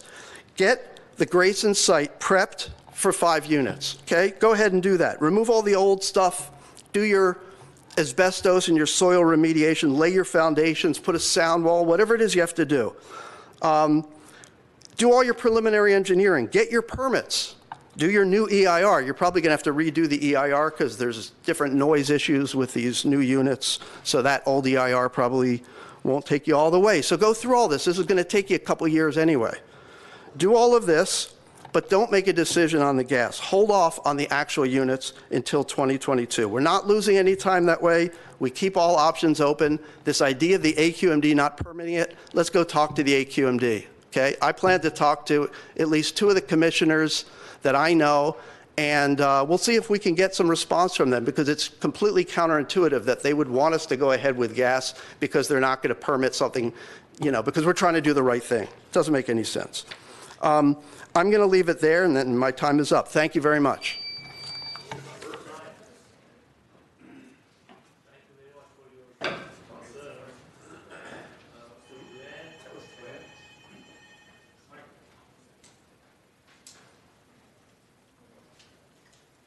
Good evening. My name is Glenn Webb, and I first want to make a few comments about some of the statements that have been made earlier in the evening, especially this analogy with Hawaii. We are in no way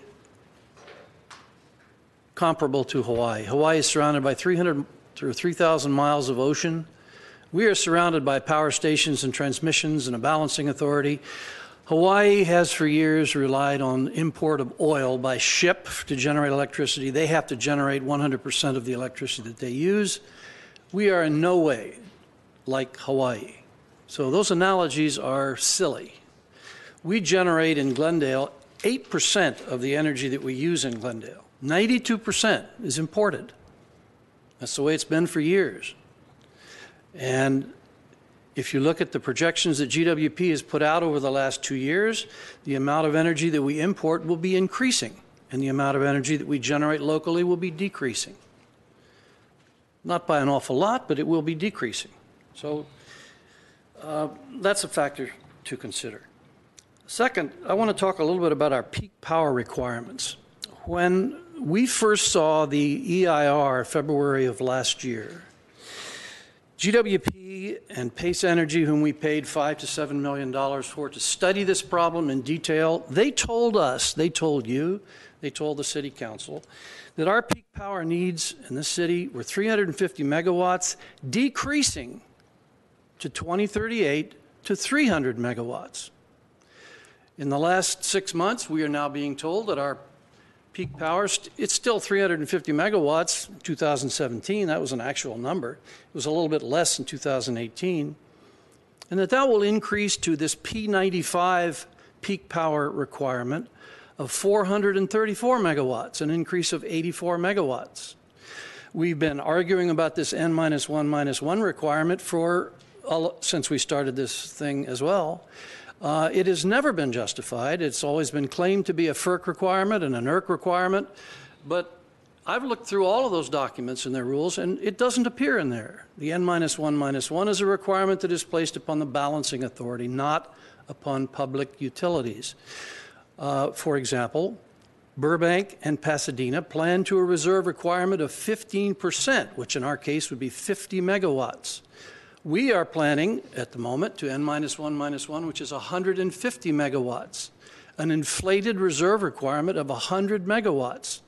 Put that on top of the 84 megawatts of inflated peak load, and we're up 184 megawatts over what we should be or what we really need. That's easily enough to eliminate the 93 megawatts of gas. Now, I'm not going to dispute the energy requirements. We have two requirements to meet to prevent us from having blackouts or rolling blackouts. One is a peak energy requirement. And we can argue all day long about whether that's 350 megawatts or whether it's 434 or whether it's 300. So that's one requirement. We must meet that. Nobody's taking issue with that, whatever the number happens to be. And the other is an energy supply on our worst case day. So and that is something that GWP has not analyzed and looks at in a completely different way, at least than I do. We need a certain amount of energy on our worst case day if we have batteries. If we don't have batteries, you do need the peak. Whatever the peak is, that's what you need to be generating. If you have batteries, you get to store it in off-peak times and use it in peak times. And what that does is lower your peak energy need, your peak power need, I'm sorry. But you still need a certain amount of energy available. And so both of those two criteria are looked at. I have presented you and the council and GWP with a complete zero carbon plan some months ago. That's now in revision 3, which is on the website Zero Carbon Glendale. That is a very difficult thing to go through in a speech in 5 minutes, but it's in the document, and along with my analysis and modeling of each one of these alternate configurations. And I believe, as does Dan and the Glendale Environmental Coalition and most of the people in Glendale, that we can get to a zero carbon energy economy in this city by 2045, which the state law says we must do. And most of us believe that we can get there earlier than that. And we may likely have to get there earlier than that if those years are brought in on the calendar. And so I think what we have right now is a plan that shows us no path to get to 2045 zero carbon. None. And that's what we need. We need a path. Thank you. Mr. Webb, I have one question, if I may, President. Sure. In the plan you presented to us, there was also micro turbines, I believe, or micro generations similar to ICE. Yes, in the original version. Okay. And so, one, how different is this than what you presented to us in the original version? The microturbines in my plan did two things. One, they handled the gas from Shoal Canyon, and secondly, they provided the emergency backup just as the ICEs were. So essentially, there's no difference between those. The amount of them is different, of course. I was saying that, including Shoal Canyon, we only needed about 45 megawatts of those microturbines. That could just as easily have been 2.5 or 3 of the ICEs. They would serve exactly the same function. Thank you. Thank you. The next speaker is Ms. Monica Campagna.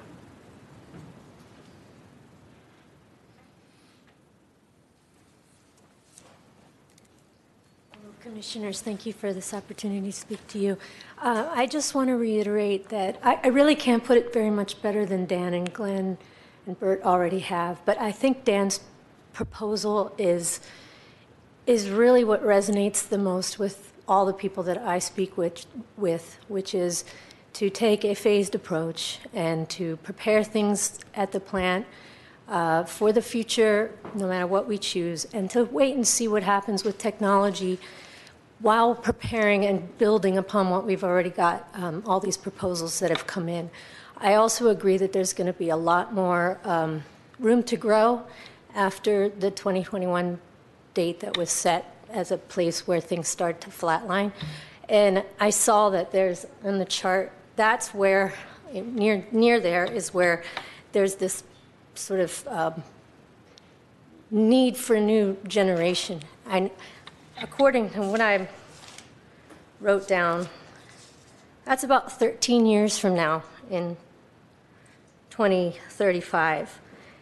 13 years is a really long time for us to have new, exciting technology come to us, for these battery prices to drop even more. That 25 megawatt project that I just read about this morning, they had the pricing for batteries and solar at half the cost of building new gas. So I just don't see how economically it makes sense to put all our money into thermal now when those costs are just going down rapidly. Thank you very much. Thank you. Next speaker, Ms. Suzanne Volkson.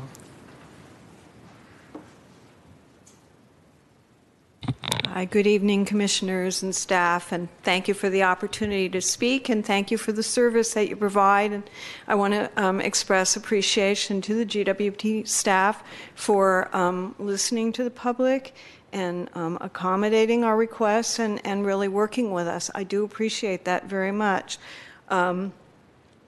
I do take issue with a couple of assumptions, and I'm not nearly as eloquent or well prepared for this particular issue, but I just want to bring up a couple of things. One is, again, I'll mention, as has been said, that GWP was not considering anything alternative until we did bring some pressure to bear. And so I think as much as Glendale deserves credit for this, I think we need to also take into consideration the fact that it has been public pressure that has brought about these advances, and that maybe there's room for more advances to be made still. In the presentation, there was a suggestion that peak time is somehow not when the sun is shining, but my understanding is that peak usage hours are during the afternoon when it is at the hottest, and I don't understand why we wouldn't consider that solar is going to be most effective at that time of day. Again, I think a moderate time frame, as some people have mentioned, is going to be very helpful in making this decision. I think change is definitely afoot. I'm hoping that the city can take a very comprehensive approach to our environmental impact, and I think time will allow us to do a better job of that. Finally, I want to just say that we're making predictions now for what's going to happen 5 years out and 10 years out. I wonder, have we taken a look at what we predicted 5 years ago to be happening now, technologically, cost-wise, and otherwise, or 10 years ago? I believe that change is somewhat unpredictable, but I think the arc of the change that we're seeing is going toward cheaper clean energy, better clean energy. I think things are probably being invented right as I stand here that we can't even imagine. And so in the spirit of that, I want to plead with my fellow citizens to go as clean as possible. I agree with the proposals that Dan made. Definitely, why can't we get the site ready? But wait, take a wait-see attitude. I do think that good things are coming that may make it absolutely unnecessary for us to do any additional gas generation. Thank you. Thank you. I don't have any more cards, so one more. Oh, sorry. Yeah, sorry. Mr. David Eisenberg. Okay. So who? Ms. Unger.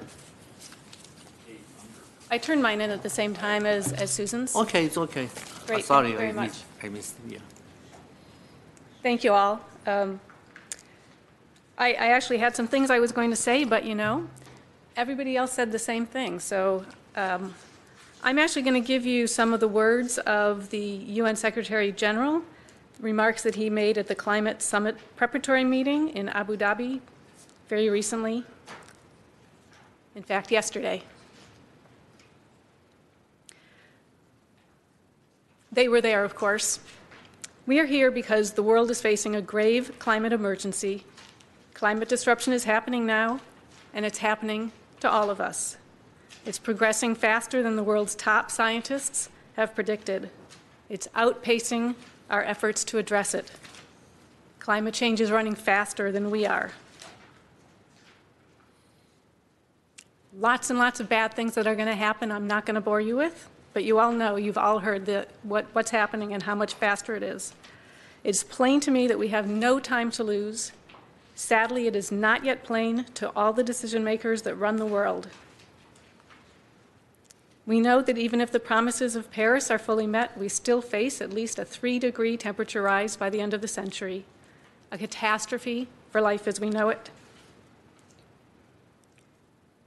We need to keep global temperature rise to 1.5 degrees above pre-industrial levels, beyond which we face irreversible climate disruption. Keeping warming to 1.5 degrees at the end of the century will require rapid and far-reaching transitions in how we manage land, energy, industry, buildings, transport, and cities. We need a post-carbon economy, a resilient society, and a climate-smart development pathway that can provide prosperity for all on a healthy planet. That can only be achieved if we all pull together, governments, businesses, and civil society. The message of this summit is clear and simple. We're in a battle for our lives, but it's a battle we can win. He goes on, and I'm just going to stop with the final comment that obviously we're looking at planning for the future. We recognize, you certainly have expressed the need for flexibility. We need to get to a 100% clean energy solution for Glendale. We know that we need to do that. We know that transmission is going to be needed to make it happen. We know that it has to happen at least by 2045, but likely by state mandate even sooner. And why wait for state mandates? It's an emergency now. Let's not permit any more fossil fuels, even if there's some potential possibility in the future of them becoming hydrogen burning capable. In the meantime, the planet needs us now. Thank you very much. Thank you. So I think this time I'm not mistaken that there is no cart anymore. So Commission President Albanese and Commission members, you have two motions before you. The first motion is for the Commission to make a recommendation to the City Council to approve the draft Integrated Resource Plan as presented today. The second motion before the Commission is to provide other recommendations. As you discussed the matter, you can provide recommendations and I will capture them, and if that's the motion that you desire to be presented to Council, then we will do that. Before making a motion, I have some questions for staff as a result of some of the comments, if that's appropriate. Absolutely. Okay. Mr. Brotman raised some questions about other sources of power. Elan Solar, the Victorville DC line, that there's a possibility that we could connect to that. And he suggested that even though he agrees that we can only be part of one balancing authority, but that we could purchase energy from CalISO. Could you respond to those comments about the possibility of what's happening with Elan Solar, the Victorville DC line, and can we legally purchase from CalISO if we're not a member of their balancing authority?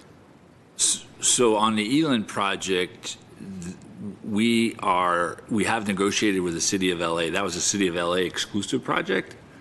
And due to the fact that we have been in close negotiations with them for many years, we were able to get a part of that, a small part of it. It's a total of 400 megawatts, two 200 megawatt projects. And we are in the process of finalizing the details of that.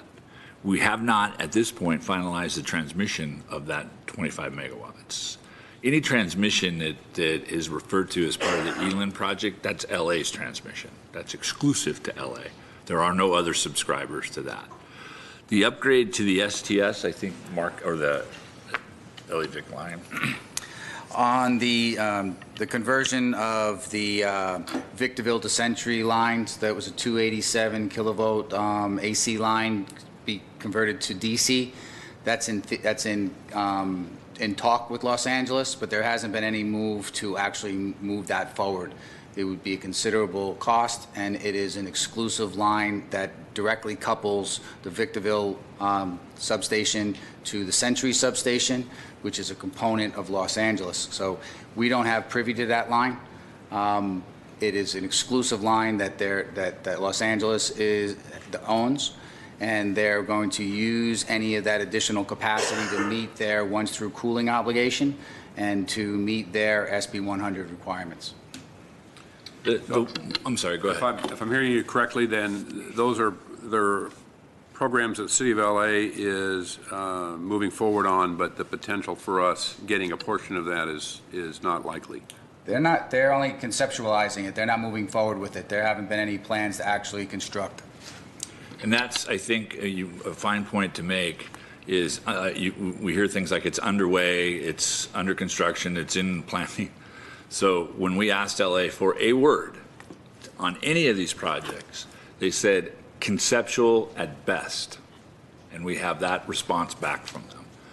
So the other thing to remember is, and I've had to say this over and over again, the City of Los Angeles, the largest municipal utility in the United States, has a tremendous obligation to its residents to do the same thing we're trying to do here in Glendale. The notion that suddenly they have so much or are going to develop so much or are going to be able to give that to us. You know, Mr. Kadikian, you made the comment about us, making sure that we weren't selling power to others. You see that. Why is it so free to think that LA will give all this or build for us? We've continued to try to get whatever we can from them to enhance.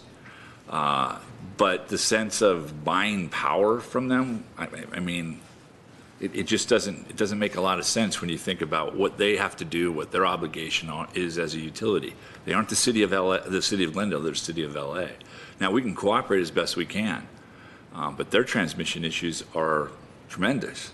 And a lot of their transmission issues are in basin, so that's to serve their community here, especially in light of them not repowering the 10 units. That in basin doesn't do us any good. We need to have import capability from the far reaches where the renewable projects are being developed. Mark, I don't know if you want to add anything to that. What about, go ahead. What about the potential of purchasing power from CAISO? Is that, first of all, is that legal? And if it is, do we have the capability of getting it delivered to Glendale?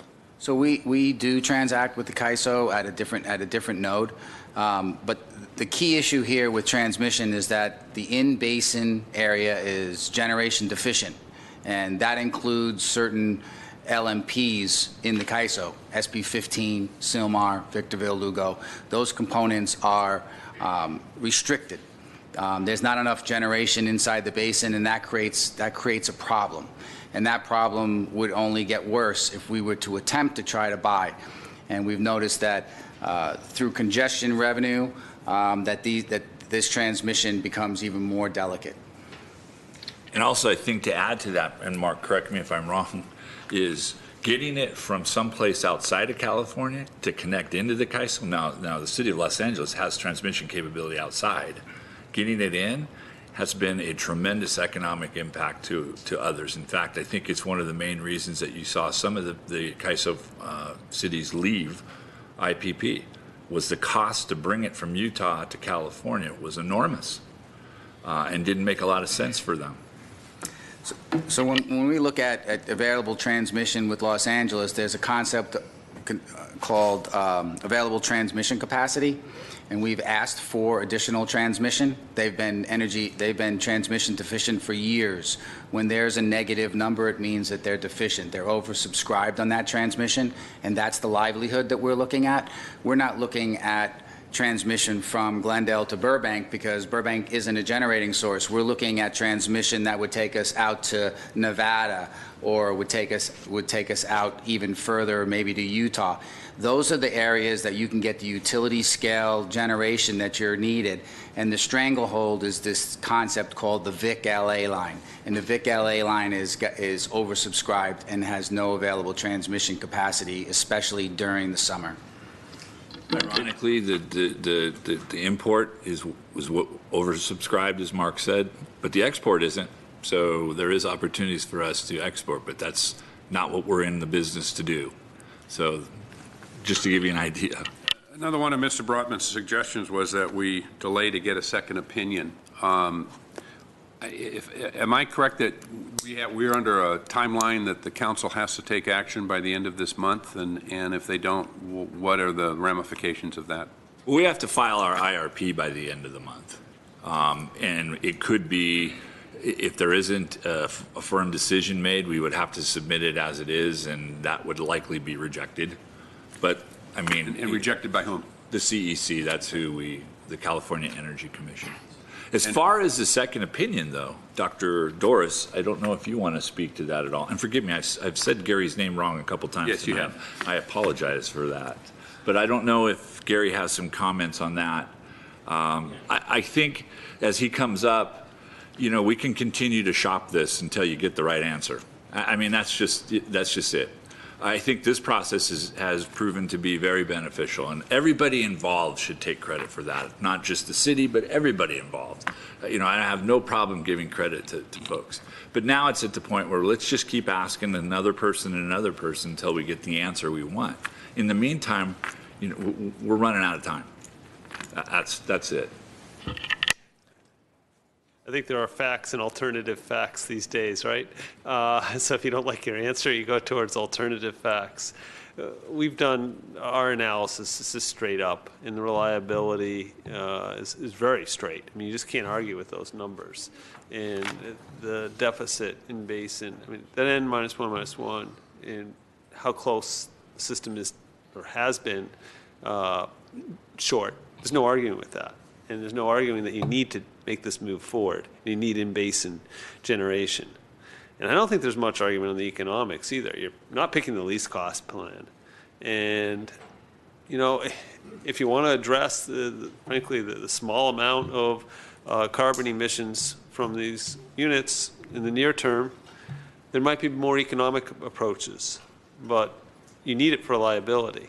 And if the concern is carbon, find some other approach. Just build a reserve fund and buy offsets. That's probably the most rational plan forward if you want to be clean in that regard. And I have one last question based on, not for you, for staff, based on Mr. Brotman's comments. And I know it's the same thing, that you're showing no more increase in the DERS after 2021. What's the explanation for that? Or is that, maybe that is to Dr. Doris.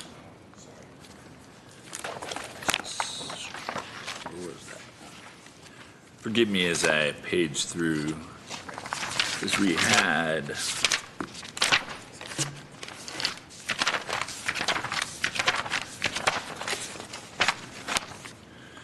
page 25 and, no, I'm sorry. Yeah, that's it. Page 25. If you look at that graph where you see we have there for energy efficiency and photovoltaic, along with EV, you do see it growing from 2019, and then we roll in the EE in about 2022, but you see it progressively growing. That's the yellow and purple, and obviously the gray being the EV, which we talked about was really going to take off, at least on the projections we use from the CEC, but you do see it growing. Yes, thank you. I just had a couple of comments. I do want to thank staff and everybody who participated in this process. We've come a long way, and I think it's been beneficial and fruitful to everybody. GWP has evolved. The community has participated tremendously. I just can't believe AQMD is so much behind the time, it seems to me. If their attitude is you got to put everything now, or Well, again, let me interrupt for a second, because I want to. Everything now, that's one aspect. Everything now is because we don't have. We're going. This summer is going to be very, very dicey. And any summer beyond this, I mean, this is a summer that we were hoping we would no longer be using the units, and here we are. And as of today, one of them is running, and we're getting into the hot season. We'll get the other two. What their production is, we will see.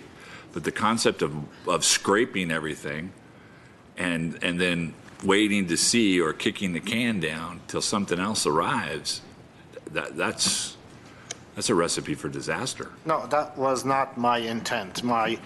The suggestion is, that has been made is, well, it's going to take time to put everything down anyways. We've got to remove everything, lay the foundation before we bring these equipment in. That might take a couple of years. We don't know. I mean, I assume so. And if in that 2-year time technology changes, I don't know, it may not, are we locked in and we can't change anything because we've submitted our permits and we got them and that's it? No, I think if it comes to a situation of reducing, that should not be a problem. If we decided, you use the example of us facing some sort of financial crisis and not being able to afford them, we could consciously make a decision not to put them in. I'm sure that the QMD would probably have us go back and re-permit them. But, you know, once you get the permit, it doesn't say that you have to put them in. And if I suggested that, I was wrong. You know, something could change. We have a permit all but ready for the previous recommendation we had, only awaiting an EIR.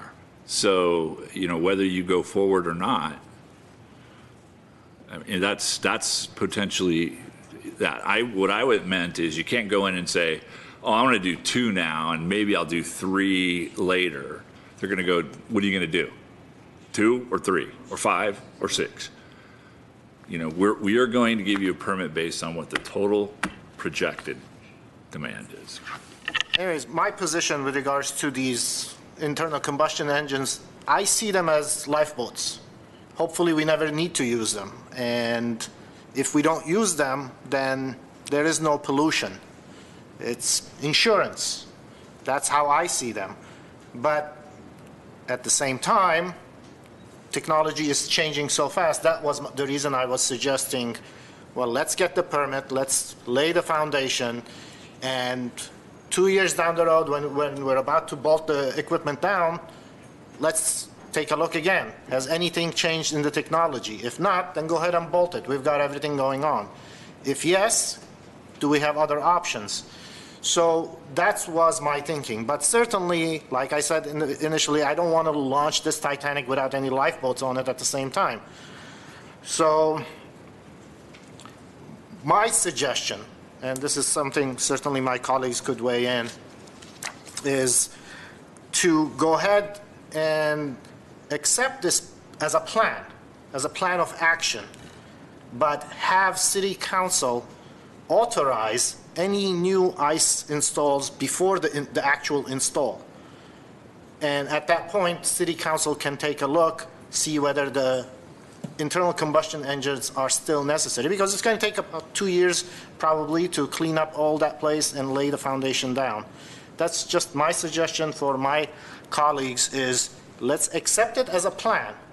However, recommend or suggest to City Council before the install of any new ICE is take a second look.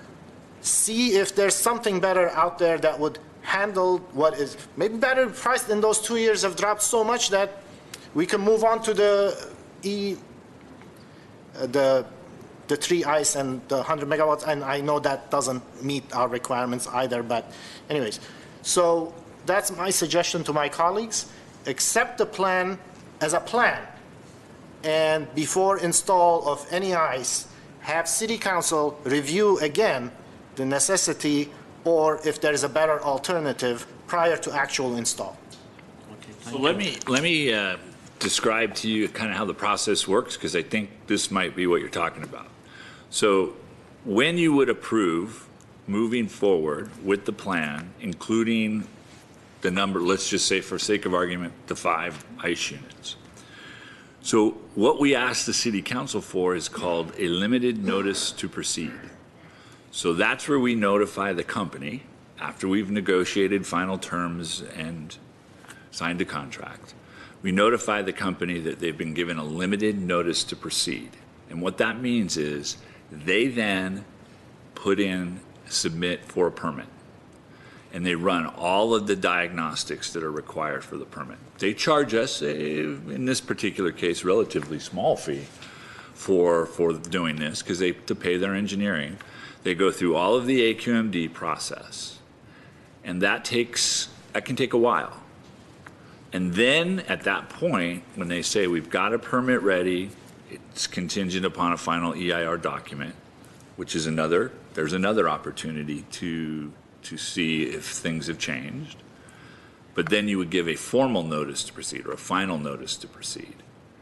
That also takes council action. So you actually have two shots right there, plus the EIR. So I think the built-in review process covers, if Mr. Kadikian, I'm hearing you right, we have a couple of processes that are built in that do just what I think you were asking, which is before you make that, don't make this the final decision. Let's call it a plan. Let's go with it this way. But before that final yes or approval is given, let's make sure that there isn't something else out there. And maybe it's less. Maybe something occurs. But I wasn't sure you're aware of how that process goes. It's not an all or nothing upfront decision. Well, I was certainly not aware of the whole thing, but I did recognize this is a plan and things can change. But at the same time, the recommendation that I wanted to give from this commission was keep your eyes open as to anything new that might come up. This is just a plan. This is not a mandate that you have to stick to. Correct. So you're absolutely right, and we've said that over and over. This is a plan that only the California Energy Commission requires this to be updated every 5 years. I had said to the council, we'll bring you back an update every year. And the other thing which I would suggest for City Council to contemplate in their approval of this plan is to initiate some sort of a check mechanism that these ICE are turned on as a last resort. When there's nothing coming, and I know maybe financially it would be the case anyways because it's the most expensive, but if we can have it there, that would be comforting maybe to some of our citizens. I'm going to go out on a limb and suggest if, I used to come from a country where we know the power plant is working, you can look at the chimney and the smoke is coming, it's working. Nowadays, if we can hook these up to some sort of a web monitoring, and any concerned citizen could click on a website and see they're running or not running, so that we don't get into the argument of, oh, you're just running this because you're selling it here or what have you. Right. So it's just another proactive engagement process for our citizens to be involved in this. They've been very much involved, and that's good, and we want to encourage that. So those are additional two recommendations, last resort and some sort of a monitoring for citizens to keep an eye on this. And I think on the latter, there's something we could do. I don't know that we can get something so advanced as you have real-time continuous monitoring, but there's certainly ways for us to bring back periodic reports, even if those are monthly, that show exactly what the units operated, what time of day they operated, how long they operated for, how many that operated, how many megawatts were produced. Okay. But I don't think that's something that's impossible to do. Those are my suggestions.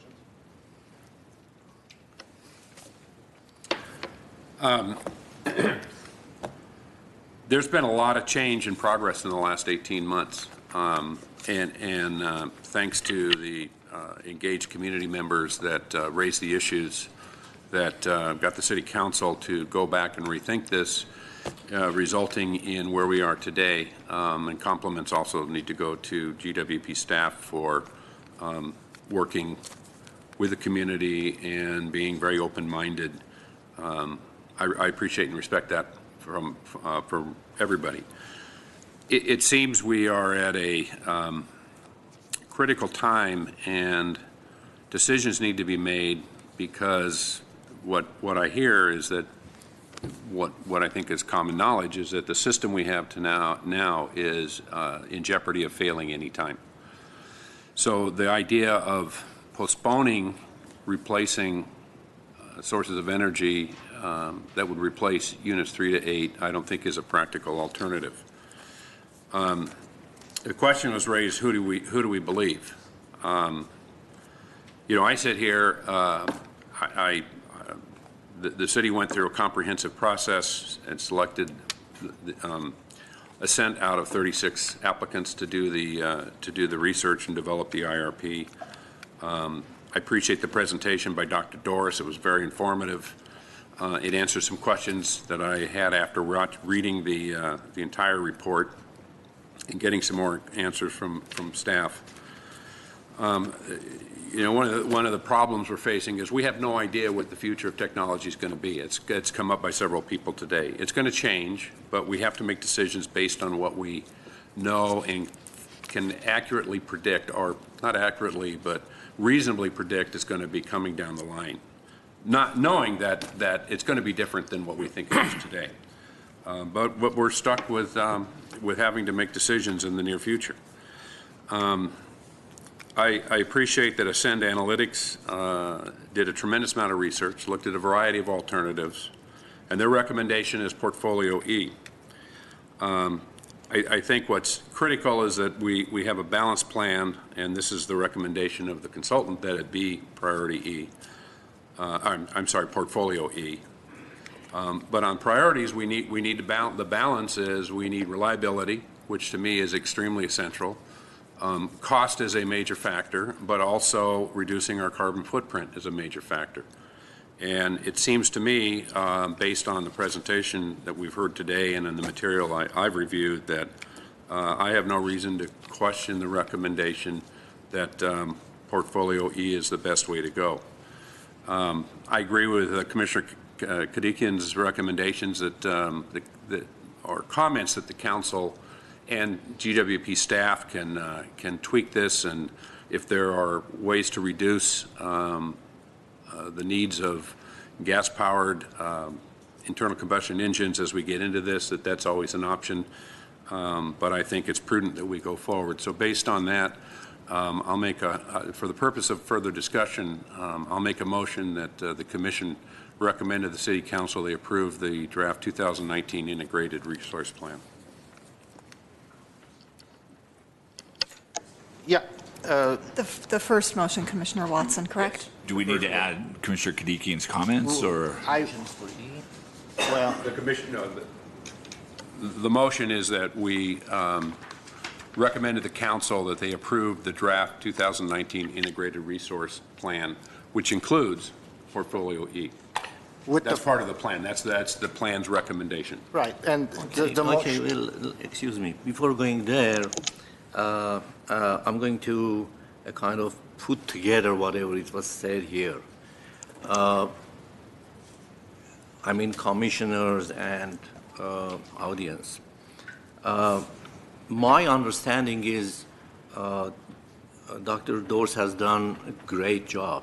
I mean, and all the questions of the commissioners, which covered a kind of everybody's question, it was answered.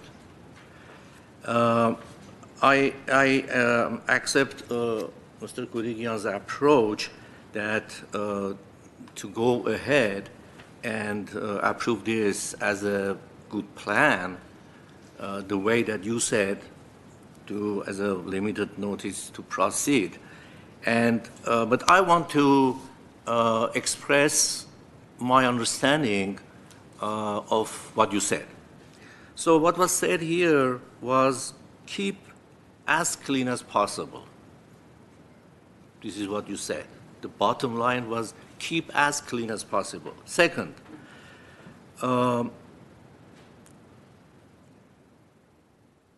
adopt phased approach for gas-based generation.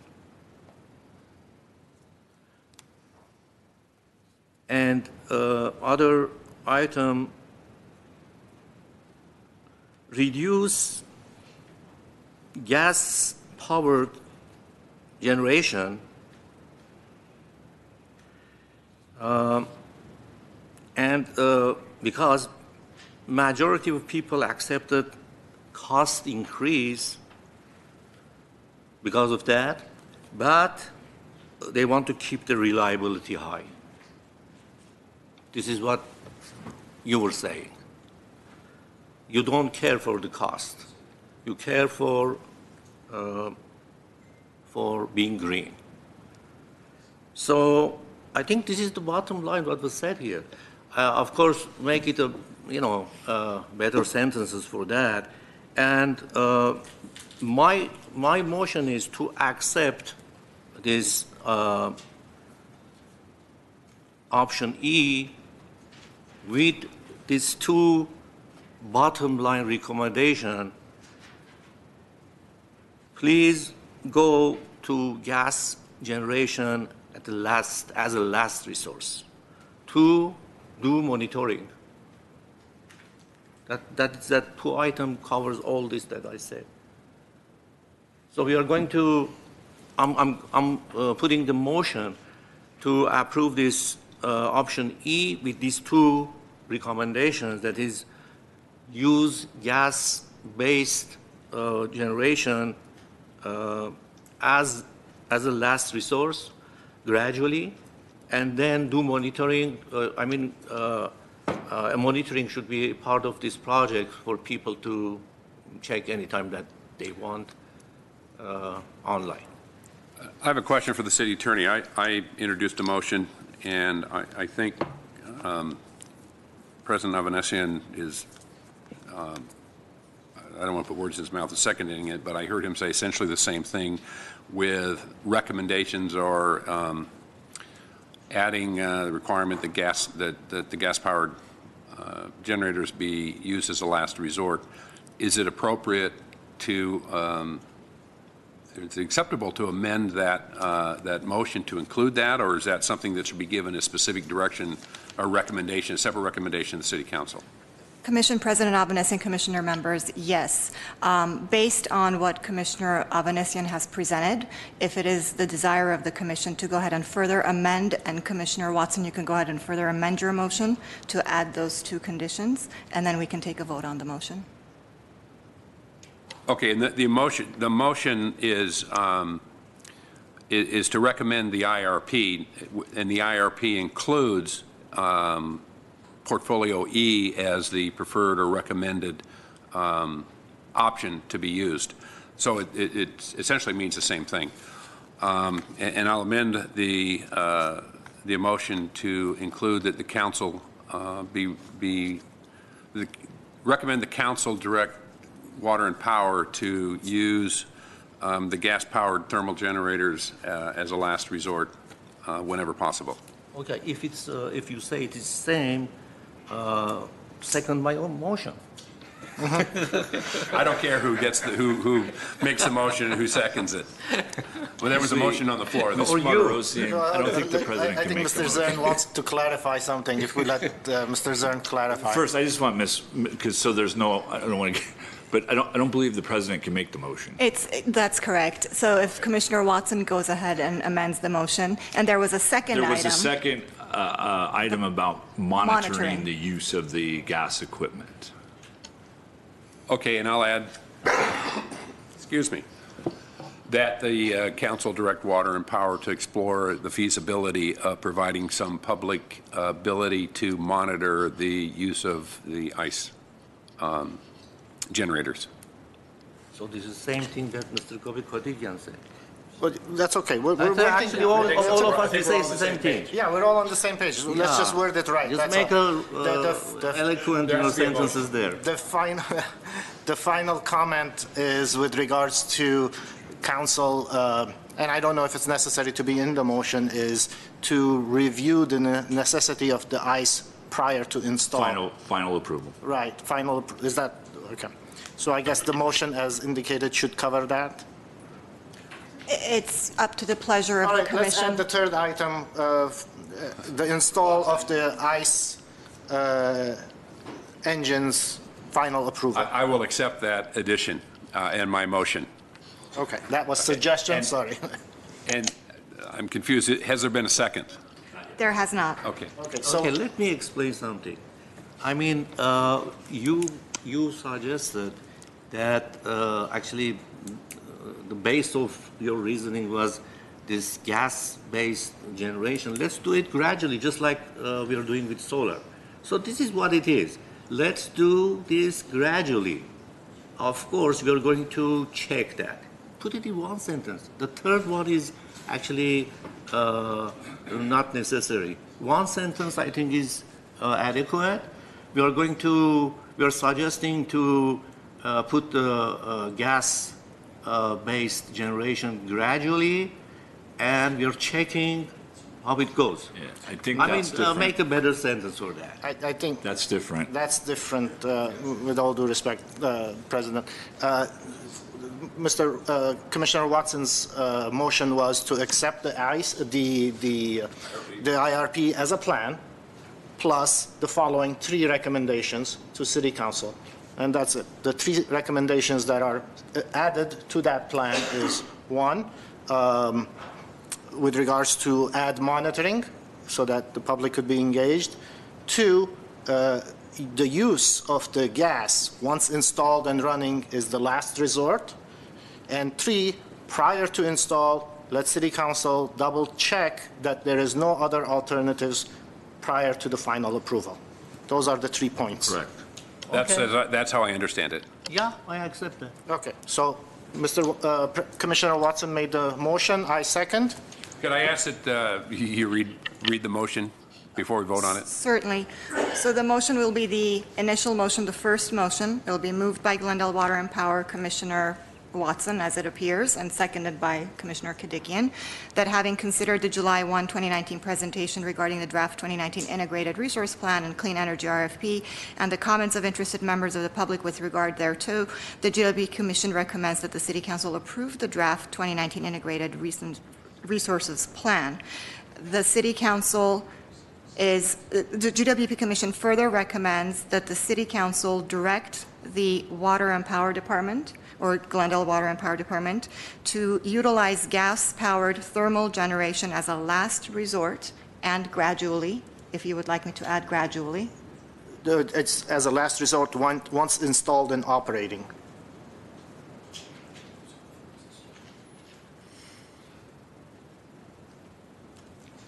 That the City Council direct Glendale Water and Power to explore the feasibility of a monitoring program or device of the ICE devices, or I can change that to gas-powered thermal generation devices. Yes. Whatever, That's fine. for the public's benefit.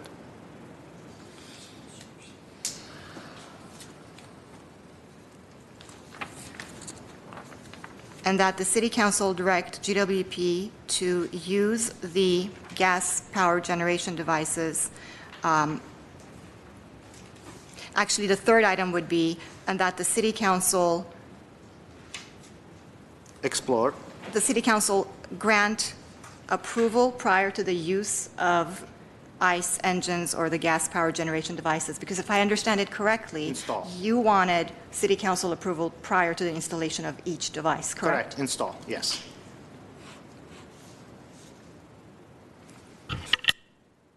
So the third item would be, and City Council to authorize the installation of each. To review, to authorize, let's see, sorry, Mr. Zahn. It's okay. I just want to get the wording right, that's all. For City Council to review ICE installations and provide final approval prior to install. City Council to review ICE installations And provide final approval prior to actual install. and provide final approval prior to each installation. Prior to actual installation. Does that capture it? That sounds good to me. Okay. This is mine. Okay. Do we need a roll call on that? Yes. Mr. Avanesian? Okay, roll call? Commissioner Vanessian? Yes. Commissioner Kadikian? Yes. Commissioner Watson? Yes.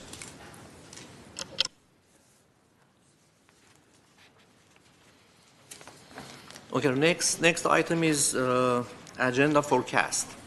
No, oral communications. Well, it's finished, that one. We have done that one. Oh, no, that was on the item, though. That's for items that are other. Commissioner, President, Commissioner members, the next item is oral communications. That's if speakers wish to address the commission on topics that were not agendized today. Someone wants to talk to us, address any No, Okay. that's what I'm saying. Okay. So we are going to agenda forecast. Do you have any suggestions? No. Okay, agenda is accepted. Excuse me, did you all get an agenda forecast? Yeah. Okay, so if you recall, our August meeting is going to be pretty beefy. We're going to kind of catch up on some of the stuff that we didn't do today for obvious reasons. So we've got a pretty robust agenda for that day, if everybody's good with that. Then we go into September, which is actually going to be a special meeting because our meeting falls right at that Labor Day holiday. So we're going to move it towards the middle of the month and come back with Mr. Young's transmission presentation that was asked about. And also we want to talk to you about wildfire mitigation and what the legislature is doing there and where we think we're going to be impacted directly as GWP. And, not just about transmission outside of Glendale, but actually areas within Glendale that fall into Tier 2 and 3 fire zones. So that gets us into October. October is an open month, but we'll talk more about that, I think, as we suss out some additional topics, bring those back to you. Okay. So last item? Adjournment? Second. I move. I'll second. Adjourned.